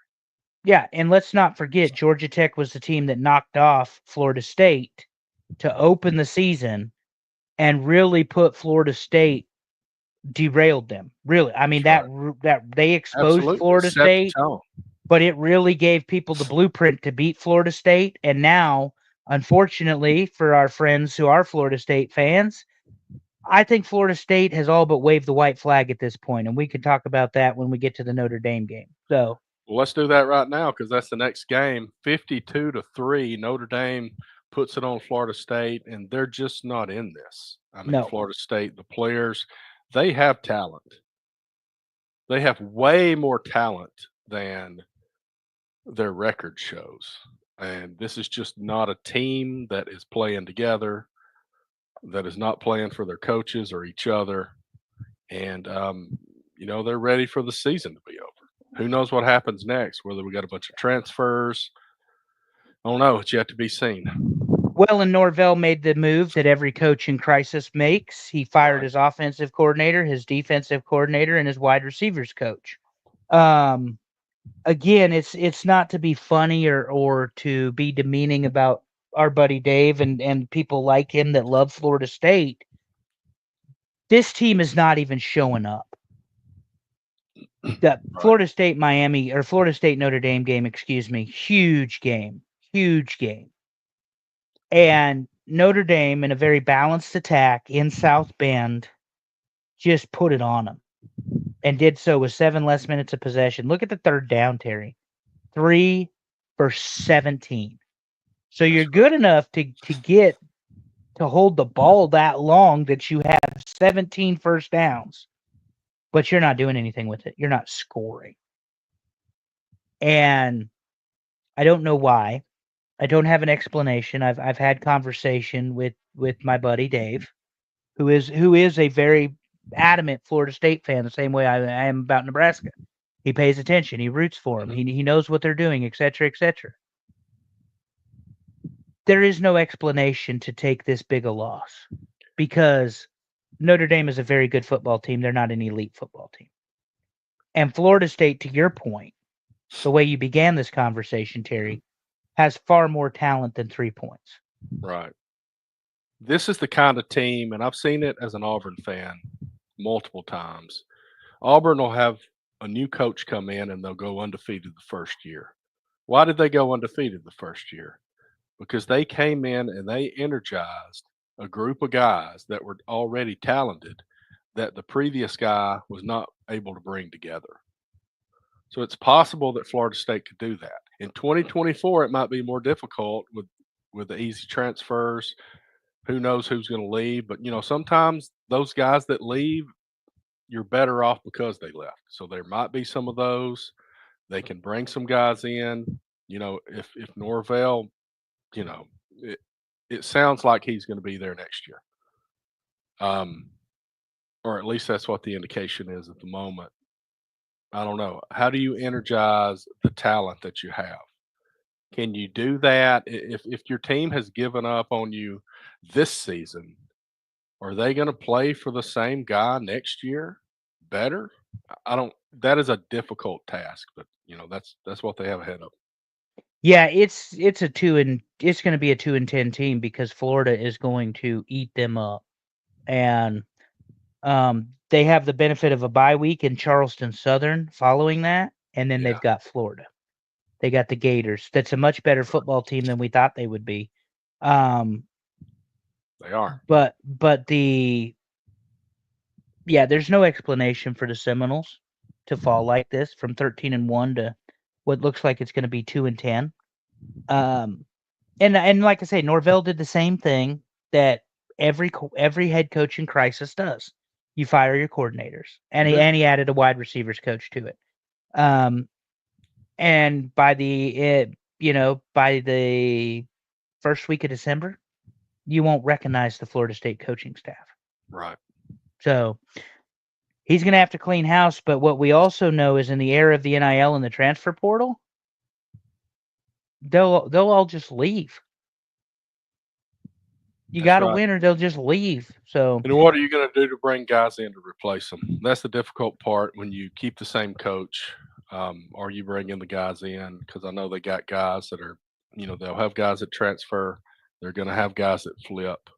What are they going to do to be able to bring guys in to field a team next year to do something? and You have to be unfortunately, they've already had a number decommit. right. The decommitment has become another thing in college football that we can probably talk about in the off season. It used to be when you signed to be with the school, you were going to be with that school. That's no longer the case, Terry. Oh yeah, that one Alabama guy went to Wisconsin and then went back to Alabama. Yeah. Yeah. Anyway, Didn't let's move along. take them long. So here's the outlook of the ACC after Week 11. SMU, now that Miami had the loss, is the only undefeated team in the conference, undefeated in conference games, as we said. Clemson still only has one loss, so Miami and Clemson are right there. And there were a lot of two-loss teams that had losses this week. The only two-loss team that won was Louisville, and they may not have even played. Honestly, I don't remember. But Pittsburgh also lost this week, so that drops them down to 2 losses. So unless something crazy happens, it looks like SMU is going to play either Miami or Clemson to end this thing. Yeah, and the deal with SMU is they got BC, Virginia, and Cal. We know They what could Cal lose. can. They could lose one of them, but I don't think they will. I think that SMU wins out. They've hit that stride. Clemson, the game to circle is the Gamecocks, but that doesn't actually affect the conference. Right. Which they could be a 3-loss team, but 2 of them occurred outside the conference, so it doesn't matter. They do Wake have the Citadel, so Yeah, Wake that's an Forest, easy. Wake Forest, Syracuse. I don't think they've got enough in the tank for Miami after a bye week. So No. it's ultimately going to come down to that middle line. If they tie, who do you give the style points to? And that's some discussion that we've already had inside of our group chat. Is who do you give the style points to for the championship game? Is it And we I? will Is discuss it that you? Clemson Or, Pitt game. I mean, we'll discuss that later on what chance we give Pitt there, but I don't know. I don't know what the tiebreaker is at this point.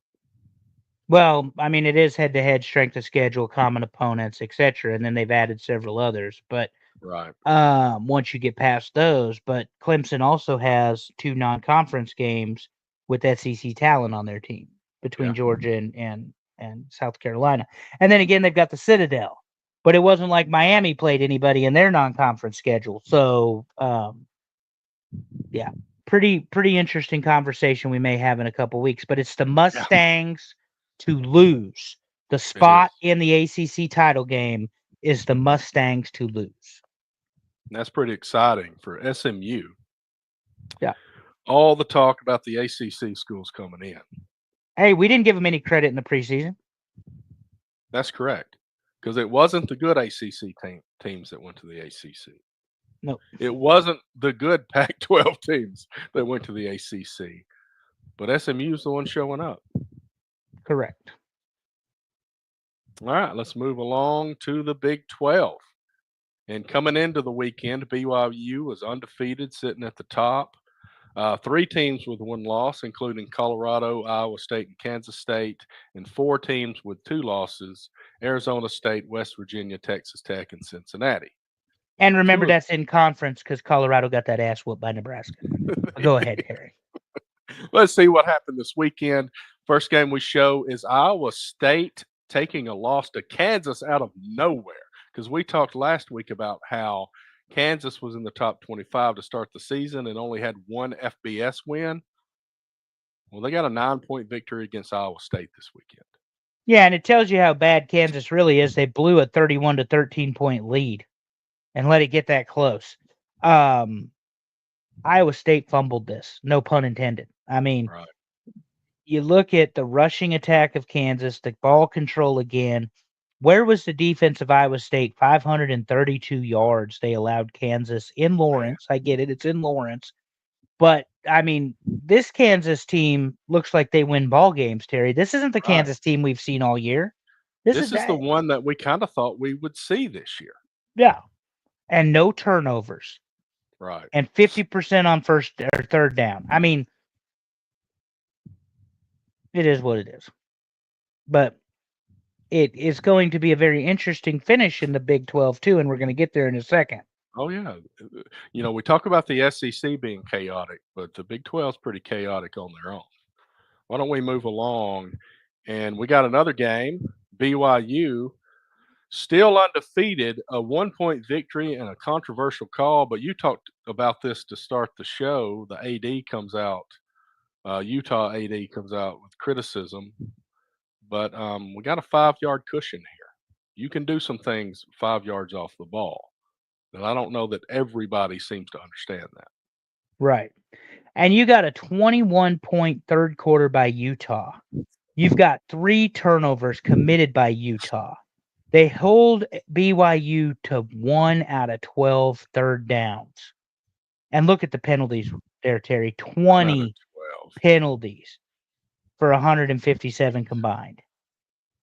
I mean, this is a sloppy football game. It is. 1 out of 12 is pretty Horrendous. And then on Utah's part, having that type of ball control, and you commit 3 turnovers. Right. A fumble and 2 picks. Absolutely just insanity. I think Utah has a legitimate complaint, because that also, the one thing we didn't talk about is that defensive holding negated a safety. Right. It would have had to been reviewed, but it looked like it negated a safety. Well, that's 2 points plus possession. Mm-hmm. So we're not talking, and then you're talking about a 9-point total swing. And that's without Utah scoring again. So I think they've got a legitimate gripe. I think the officiating has been bad all around. But again, BYU finds a way to win. But they did it sloppily. Right. But And they did BYU has won some pretty tough games this year. This is similar to Miami wins that we were giving them credit for, because, sometimes you just have to deal with that. So ranking BYU is an interesting thing this week after the controversy. Yes, very much so. But they're the only. Oh wait, I don't want. Well, no, they remain undefeated. The only undefeated team in the Big 12. That's right. So here's the Big 12 after this week's games. BYU, they've got Kansas, Arizona State, and Houston. I got a little mixed up in the 2 games. I was like, didn't they just play Kansas? No, they just played Utah. So Kansas, Arizona State, and Houston coming up. And Arizona State's decent. Colorado is now the only one-loss team in Big 12 play. They've got Utah, Kansas, and Oklahoma State. And honestly, those are 3 pretty tough games if the teams show up. Every one of these teams is capable of beating Colorado. Yeah, it's funny that Colorado, the way they started, is now in the driver's seat to get their championship. They've got a way to get there.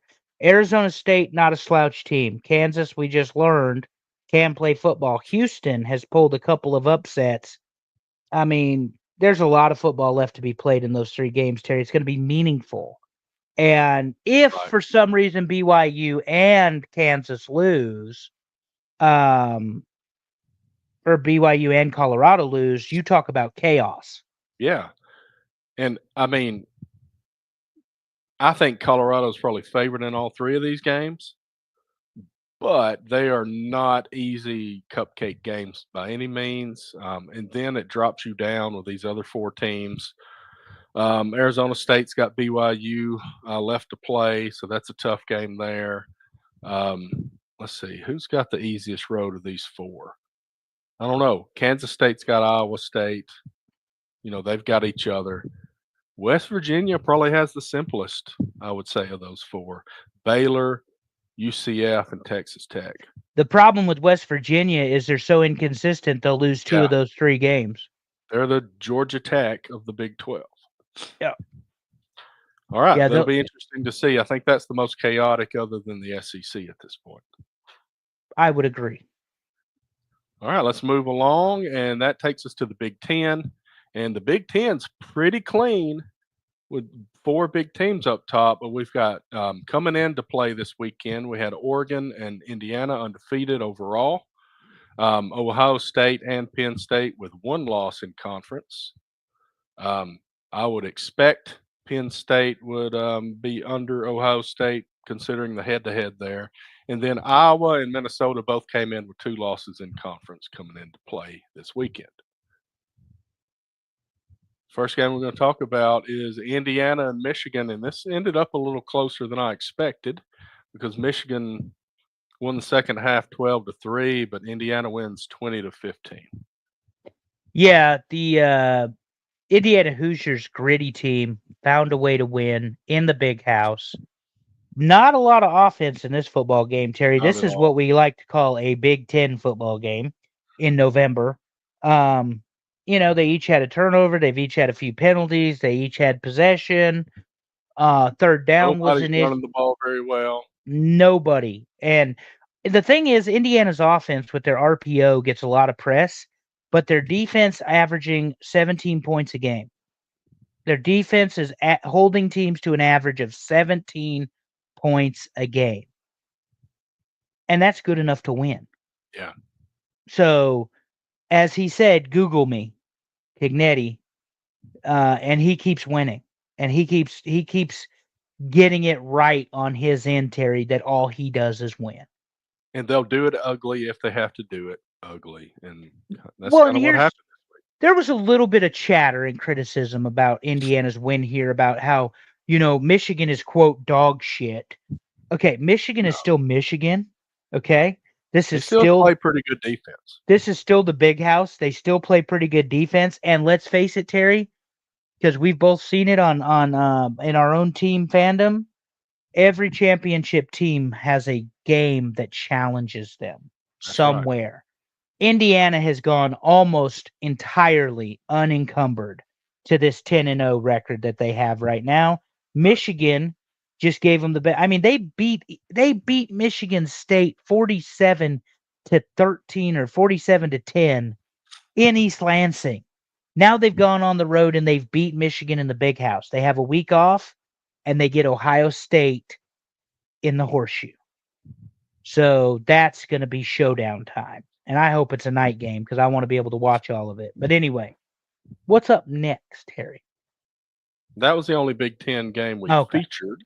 So what the results of this weekend, the 2 teams that had 2 losses in conference dropped out. That was Iowa and I don't remember who else it was. Minnesota, that's correct. And the 4 teams that I mentioned, Oregon, Indiana, Ohio State, and Penn State, they remain where they were because everybody won.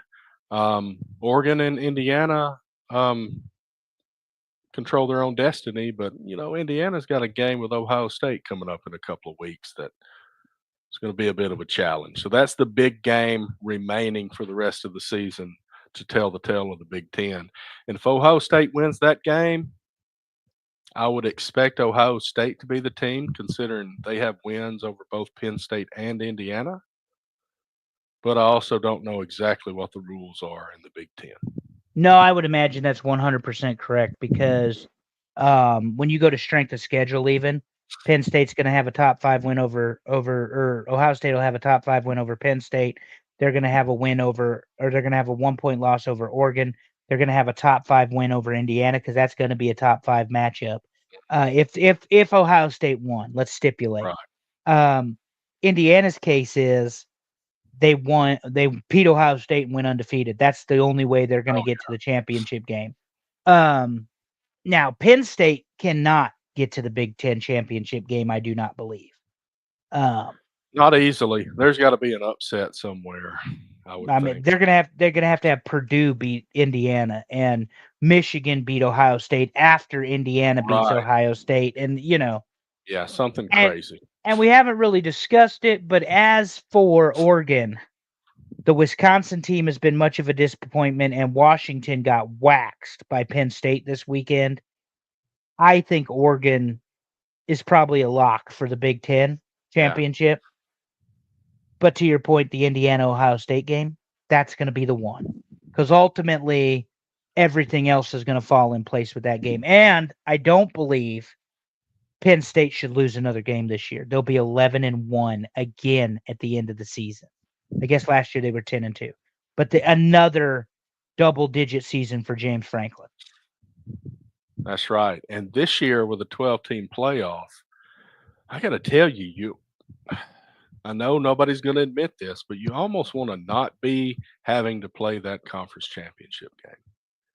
If you can get in without making that conference championship game, now you got to be in a good enough conference to do that. Then you just slide right in there and play in the field of 12. Yep. Very valid point. All right, here's some other scores. Army is still undefeated at 9-0 after a 14-3 win over North Texas. We talked about Pitt with a loss. They lost to Virginia 24-19. Clemson beats Virginia Tech 24-14. Colorado 41-27 over Texas Tech. Iowa with their loss that we talked about a minute ago to UCLA 20-17. And all of a sudden UCLA's got a couple of wins lately out of nowhere. Yep. Oregon wins at home 39-18 against Maryland. Penn State with another win. They just keep winning 35-6 against Washington. And Boise, who is probably in the driver's seat for one of those 12 spots, wins 28-21 against Nevada. What helps Boise is their one loss is to the number 1 team in the country. And It was a non-conference loss. Couple notes real quick, Terry, on the Oregon Maryland game. Dylan Gabriel passes, I forget, Case Keenum for number of combined touchdowns in NCAA history, either rushing or passing. And by the way, Oregon has 3 more football games. What's that number at? It was like 100 and something, right? 139, if I'm not mistaken. Goodness, if it's not way above 100 and something. Yeah. No, if it's not 139, it's 149. Okay. But the point being, he's got 3 more games against teams that aren't going to necessarily fight him. Right. It might get real ugly real fast, Well, actually, they got a bye week, so they got 2 more teams. So, well, they've got Wisconsin and Washington. They're not necessarily going to fight Oregon. Right. So, anyway, he's got a lot of room to be able to add to that list. What's up next, Harry?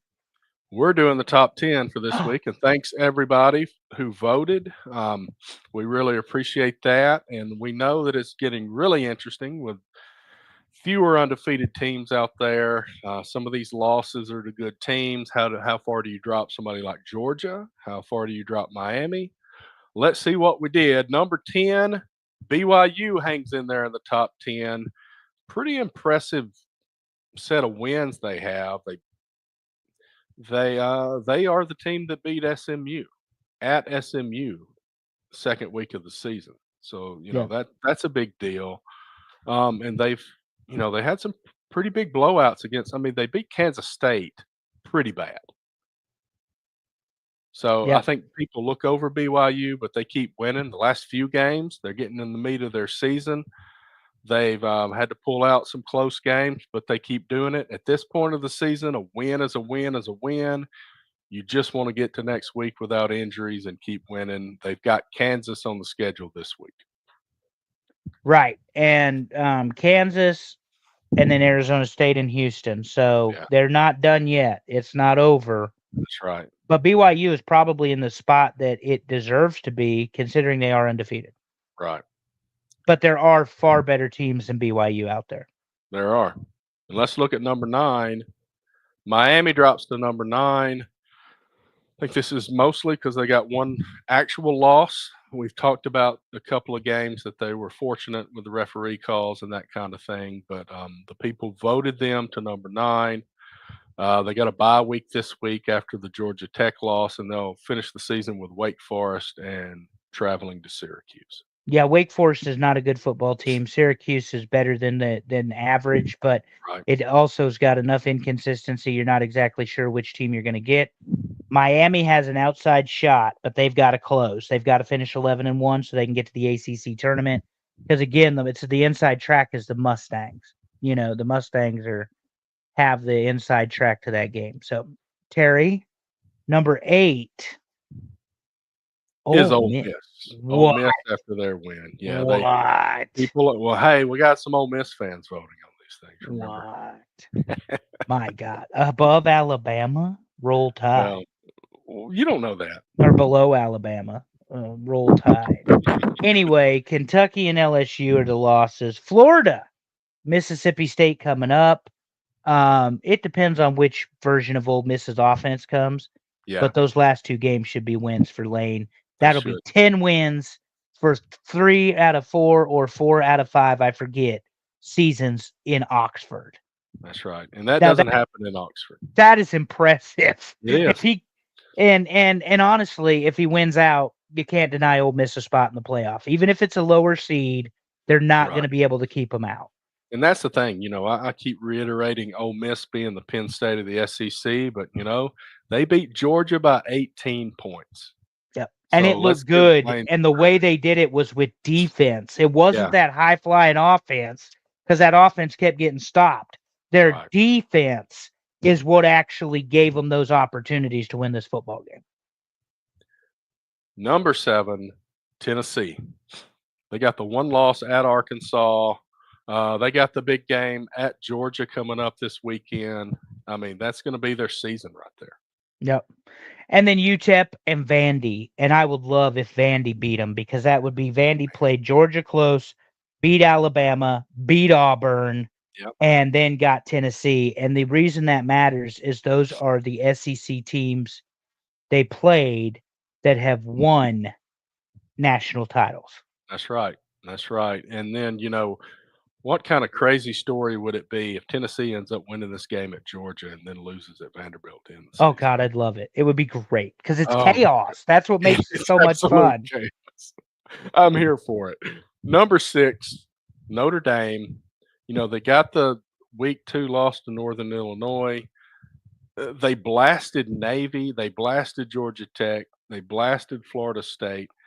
I mean, they had a win that was fairly close against Louisville, but got that win to start the season at Texas A&M. Notre Dame's good. They're very good, and they've done the right thing since the loss, and that is blow teams out and make it look very uneven. Because let's face it, they're going to get the flack. Well, they don't have a tough schedule because they've got Navy and they've got Army and they've got Stanford, and they've got a Florida State team that couldn't win anything right now. And they have USC, which is a team that's up and down, and we're going to talk about them shortly. But yeah, I think Notre Dame's a very good football team. I think they're a little bit high, but I don't think you can deny them a playoff spot right now either. And Army is undefeated until they play Notre Dame. And I think they got a coaching staff that's doing better this year than some mistakes they made last year. Correct. Marcus Freeman's learning as a young coach. He's a few years older than I am. He's right between our ages, Terry. And I think he's 41. He's not an old dude at all. Right. And Al Golden is the defensive coordinator there. I mean, they do a great job together. And then they get the offensive fire. I mean, look at the scores. It's not that they don't know how to play deep offense. Right. They can score too. So anyway, we'll see what they can do against Virginia, because Virginia, of course, played spoiler this weekend against Pitt. So, Right. we'll see how that transpires. Top 5. Number 5, Indiana at 10-0. They got a bye week, well earned, and then they go on the road to Ohio State next week, and it's going to be a huge game. Huge game. But the one thing that tells me something about Cignetti, and I don't know that all of the people talking about Indiana and how they lack any challenging or whatever is forgetting about, this is a Nick Saban disciple.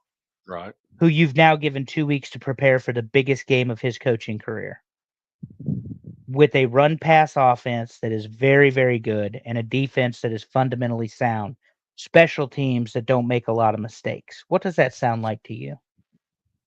Sounds like Alabama football. It sounds like he's he got the recipe from somebody he worked for before, and he's using it pretty well. Yeah, so we'll see. Number 4, Terry, because now I'm very interested. Number 4 is Penn State with 1 loss to Ohio State in the Big Ten. They've got Purdue on the road this week and at Minnesota, and then they host Maryland in the season. So nothing there should challenge. No, and Purdue, I don't believe we're picking this game. Purdue is god awful, horrible, the doormat of the Big Ten. This should be a blowout, one-sided, not close, 40 points. Dial it up. I mean, it should not be. Yeah, sorry. The fact that Penn State is a notch above Indiana tells me that most people think Ohio State's going to beat Indiana. Correct. Number 3, here's Texas, top SEC team. They've got their 15-point loss to Georgia, but they played well. They had a close game at Vanderbilt, but otherwise they've steamrolled everybody. And beat teams that were ranked and beat teams that were supposed to give them a little bit of fight, from Michigan to Oklahoma. And now they've got the back end of their schedule. The showdown is A&M, Thanksgiving weekend. All right, I think we know the top 2 teams. Number 2, Ohio State, with their 1-point loss at Oregon earlier in the season. They are at Northwestern this week, and then they finish off hosting Indiana, followed by hosting Michigan. And neither of those games should be simple. I know Michigan is a little bit down, but we're talking about Ohio State, Michigan, and if Michigan's going to show up, that's going to be the game. 100%. That means that Oregon is the number 1 team at 10-0. They go to Wisconsin this week. I think I had the bye week in Wisconsin swapped on the other graphic, so a little bit wrong there. And then they finish out with Washington, the 2 Pac-12 teams, or 2 of the Pac-12 teams coming in and finishing out the season against each other to end their first Big Ten season. No surprise there. They deserve it. They definitely do, and they just keep winning. And you talk about margin of victory, Terry, with the exception of those first couple games, Boise and I guess not couple, Boise and Ohio State, everything has not been close. They have just showcased their talent in all 3 phases of football. I knew that I had a score wrong on one of these. It said Ohio State Oregon score on this slide. So it's 32-31. Yep. I couldn't find it. I was searching for it. Anyway, let me run it down. You got number 10, BYU, number 9, Miami, number 8, Ole Miss, number 7, Tennessee, number 6, Notre Dame, number 5, Indiana, number 4, Penn State, number 3, Texas, number 2, Ohio State, and number 1, the Oregon Ducks, yet again.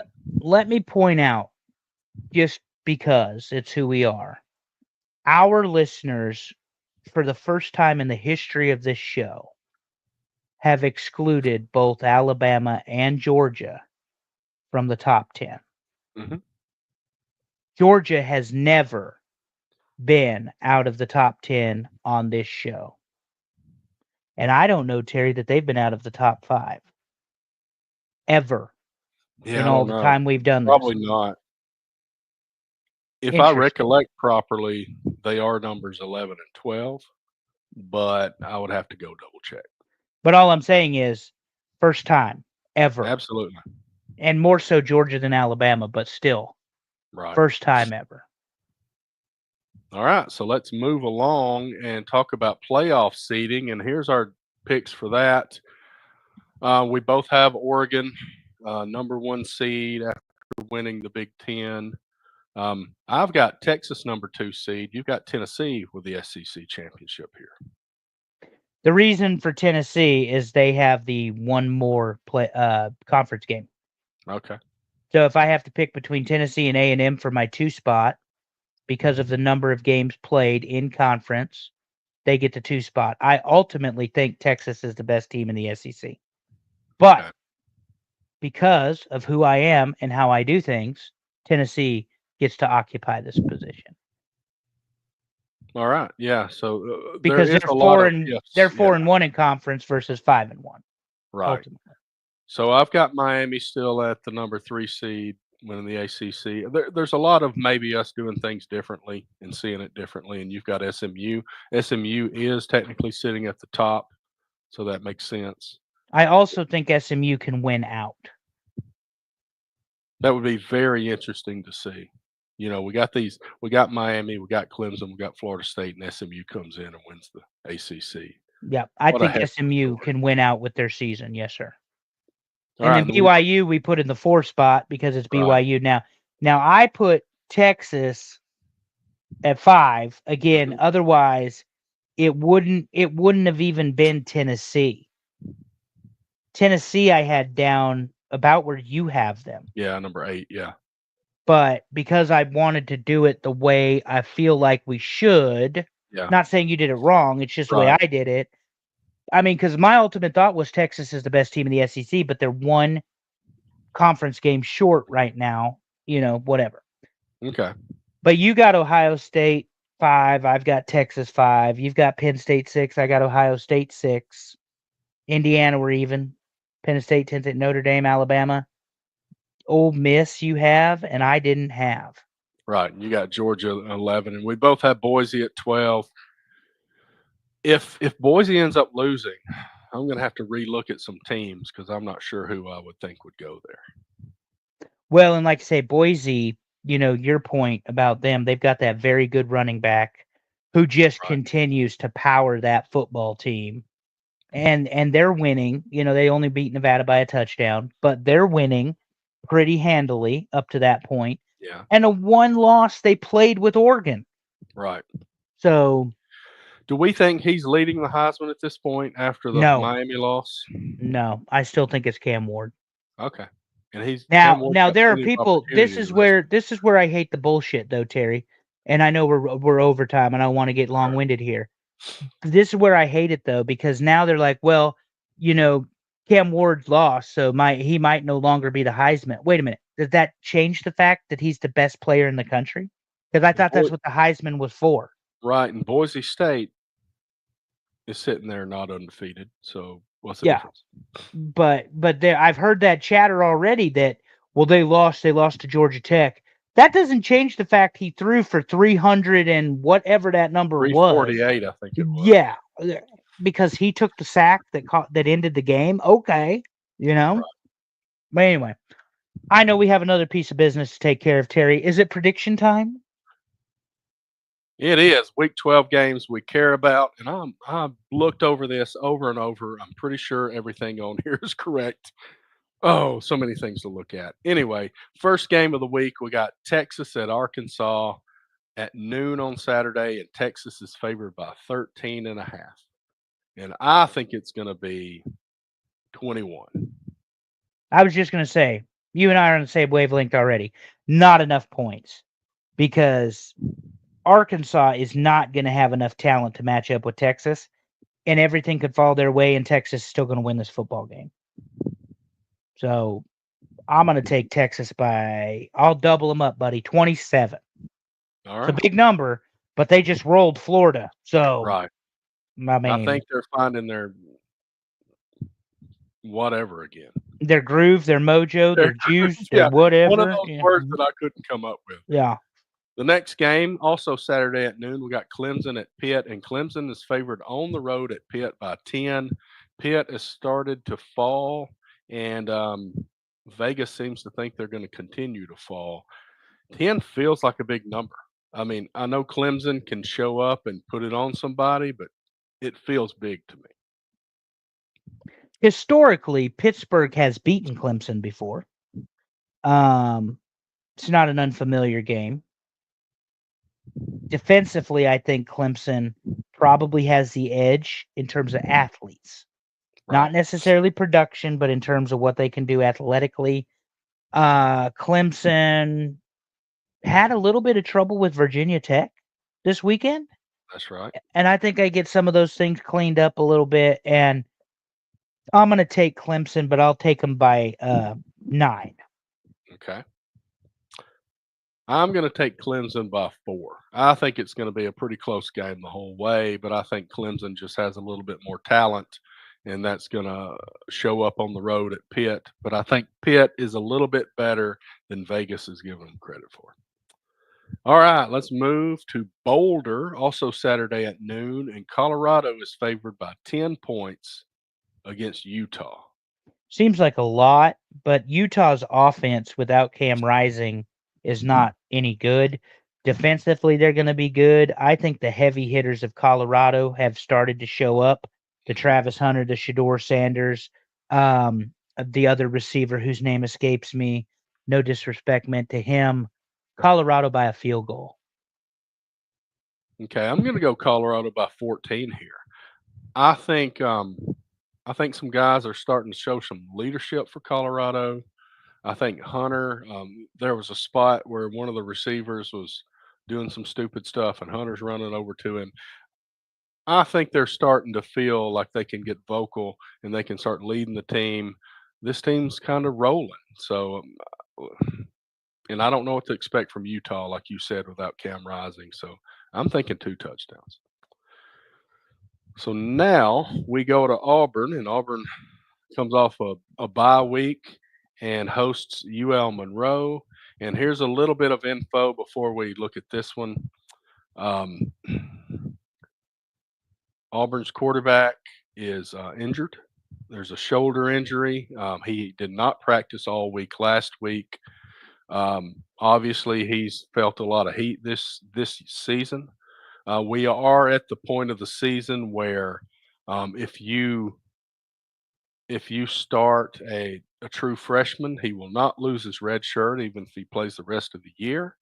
So there's a possibility here that we all of a sudden see a third quarterback starting for Auburn, and that would be Walker White. This is the guy that was really vocal to a lot of the receivers coming in the offseason that Auburn brought in. So that's just a little bit of information. So who knows at this point who the quarterback's going to be for Auburn? Auburn's favored by 24. I think it's a bigger number. I think Auburn by 30 because it's just a talent difference.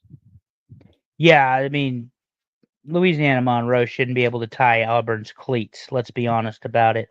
Yeah, there's no Diego Pavia on UL Monroe. No. This will be a game Auburn wins big. I mean, let them win by 30, Terry. Why not? Give them 30.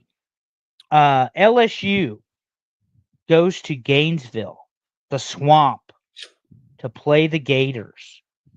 4-point favorite coming off an ass whooping from Alabama. Florida, very thin everywhere, including the quarterback position. Who do you think, sir? Got to have some nerve and take some risks sometimes. I go Florida by 3. Yeah, so I'm going to do uncharacteristic of myself here, and I'm going to say LSU wins this by a touchdown. I think they have got to have a game that shows they're still the Louisiana State University Tigers. And they haven't done that this year. Right. And it proves how important Jaden Daniels was to that team last year. So, up next, 4 o'clock, either on NBC or Fox, I'm sure, based on the time. Nebraska visits the Coliseum with the new offensive coordinator, Dana Holgerson, calling the plays.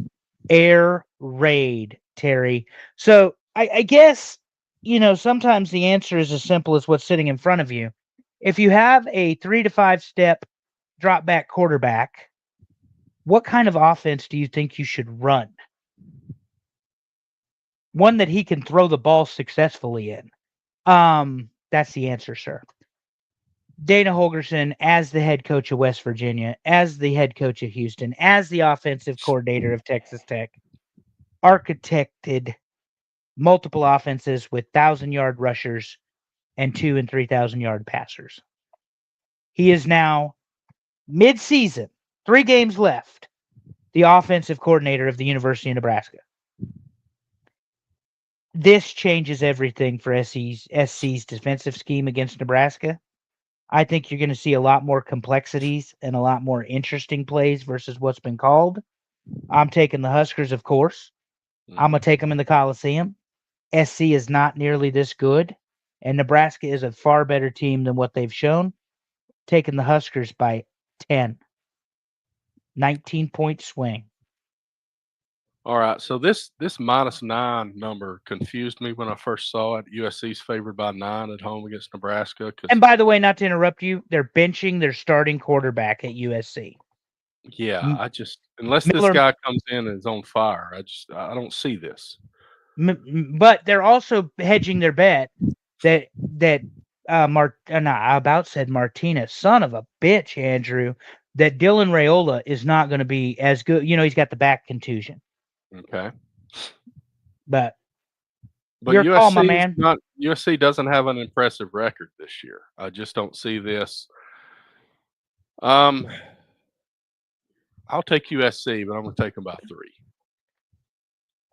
It's fair. Like I said, it's the Coliseum. It's an away game. And Nebraska's new offensive coordinator is unproven, but I think we have the right guy. I think we now have the right chef with all the ingredients. The problem is you can have all the ingredients to bake a cake. If you don't mix it right, you ain't going to get a cake. That's correct. And that happens a lot in college football. Let's move to the SEC, and we got Missouri traveling to South Carolina. South Carolina favored by 11.5 against Missouri. It's a big number. Gamecocks, they're on a roll. Missouri had to really fight and claw to win their game this past weekend. Took a last-minute turnover with a scoop and score. Right. Give me the Gamecocks by 6. I'll take the Gamecocks by 4. So we're thinking pretty similarly. No. I mean, I think Missouri's a better football team than what they've shown this year. I'm not willing to give the Cox, double-digit lead over Missouri. Right. I'm just okay. Up next, Oregon, the presumptive Big Ten champion versus Wisconsin, Camp Randall, 7:30 under the lights. It's dark. It's November football, but Wisconsin is absent those big running backs that made them such a formidable team for so long. Right. No Melvin Gordon, Terry. No James White. No Rondé. I think it was Rondell, whatever. Rondé, yeah. Rondé. Oregon by 28. 14 ain't enough, even at Camp Randall. Oregon by 28. All right, and this is why. Hold on. Go ahead. Iowa hung 42 on Wisconsin. Yeah. Iowa is not Oregon. So give me Oregon by 28. Well, I'm going to go with the number I was thinking before you said your number. Oregon by 24. I think this 14 is a joke. I mean, I don't think Wisconsin's got the goods to stop Oregon, even at home. I don't think they've got it.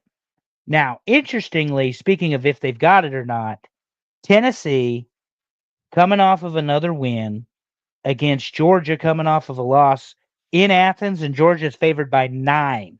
Yeah, that kills me too. That seems like a huge number. I mean, I think it would be a 3-point game. Yeah, no matter who you pick, I would think it'd be a field goal. Yeah. Who you got, Terry? I got Georgia by 4. It's at Georgia. I think Georgia has been inconsistent, but I think they're going to be up for this Tennessee game at home.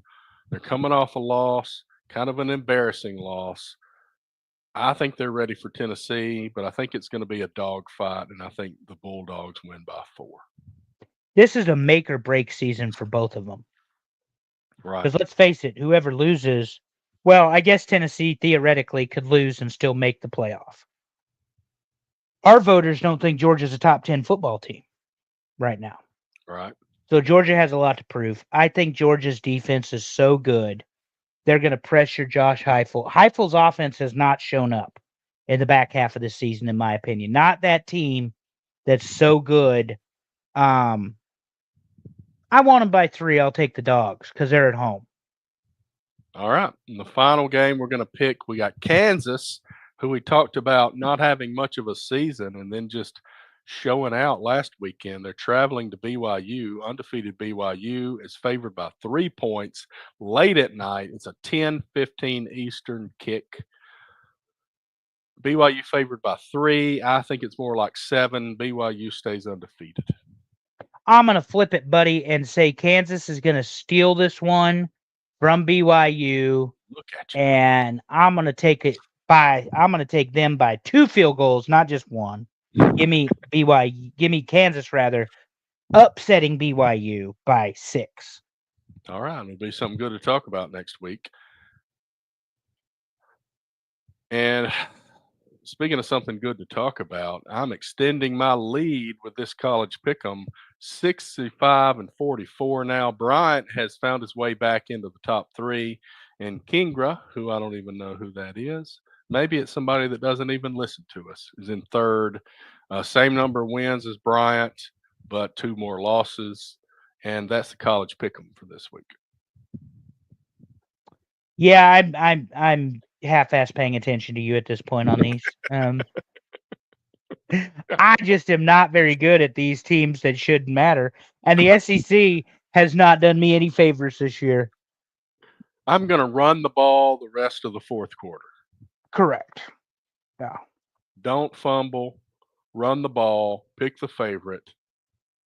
So you guys heard what I said. I'm just picking the favorites from here on out. Yeah. Well, and being 6 up is huge because you got 3 weeks left ish. That's right. And then we'll get to pick the Big 12. Not that conference, but the tournament. So we'll see. Buddy, it's been fun. It's good. We're a few minutes over. We keep adding segments to this show. But we're not talking 3 hours about one game though. That's right. Not yet. Not yet. The Iron Bowl has not happened.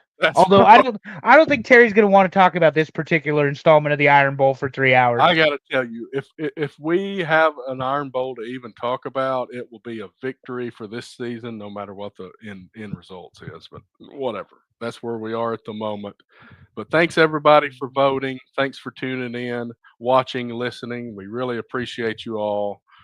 And for Andrew and for Allison, I got one final thought. Be a champ this week in everything that you do. Have a good week, everybody.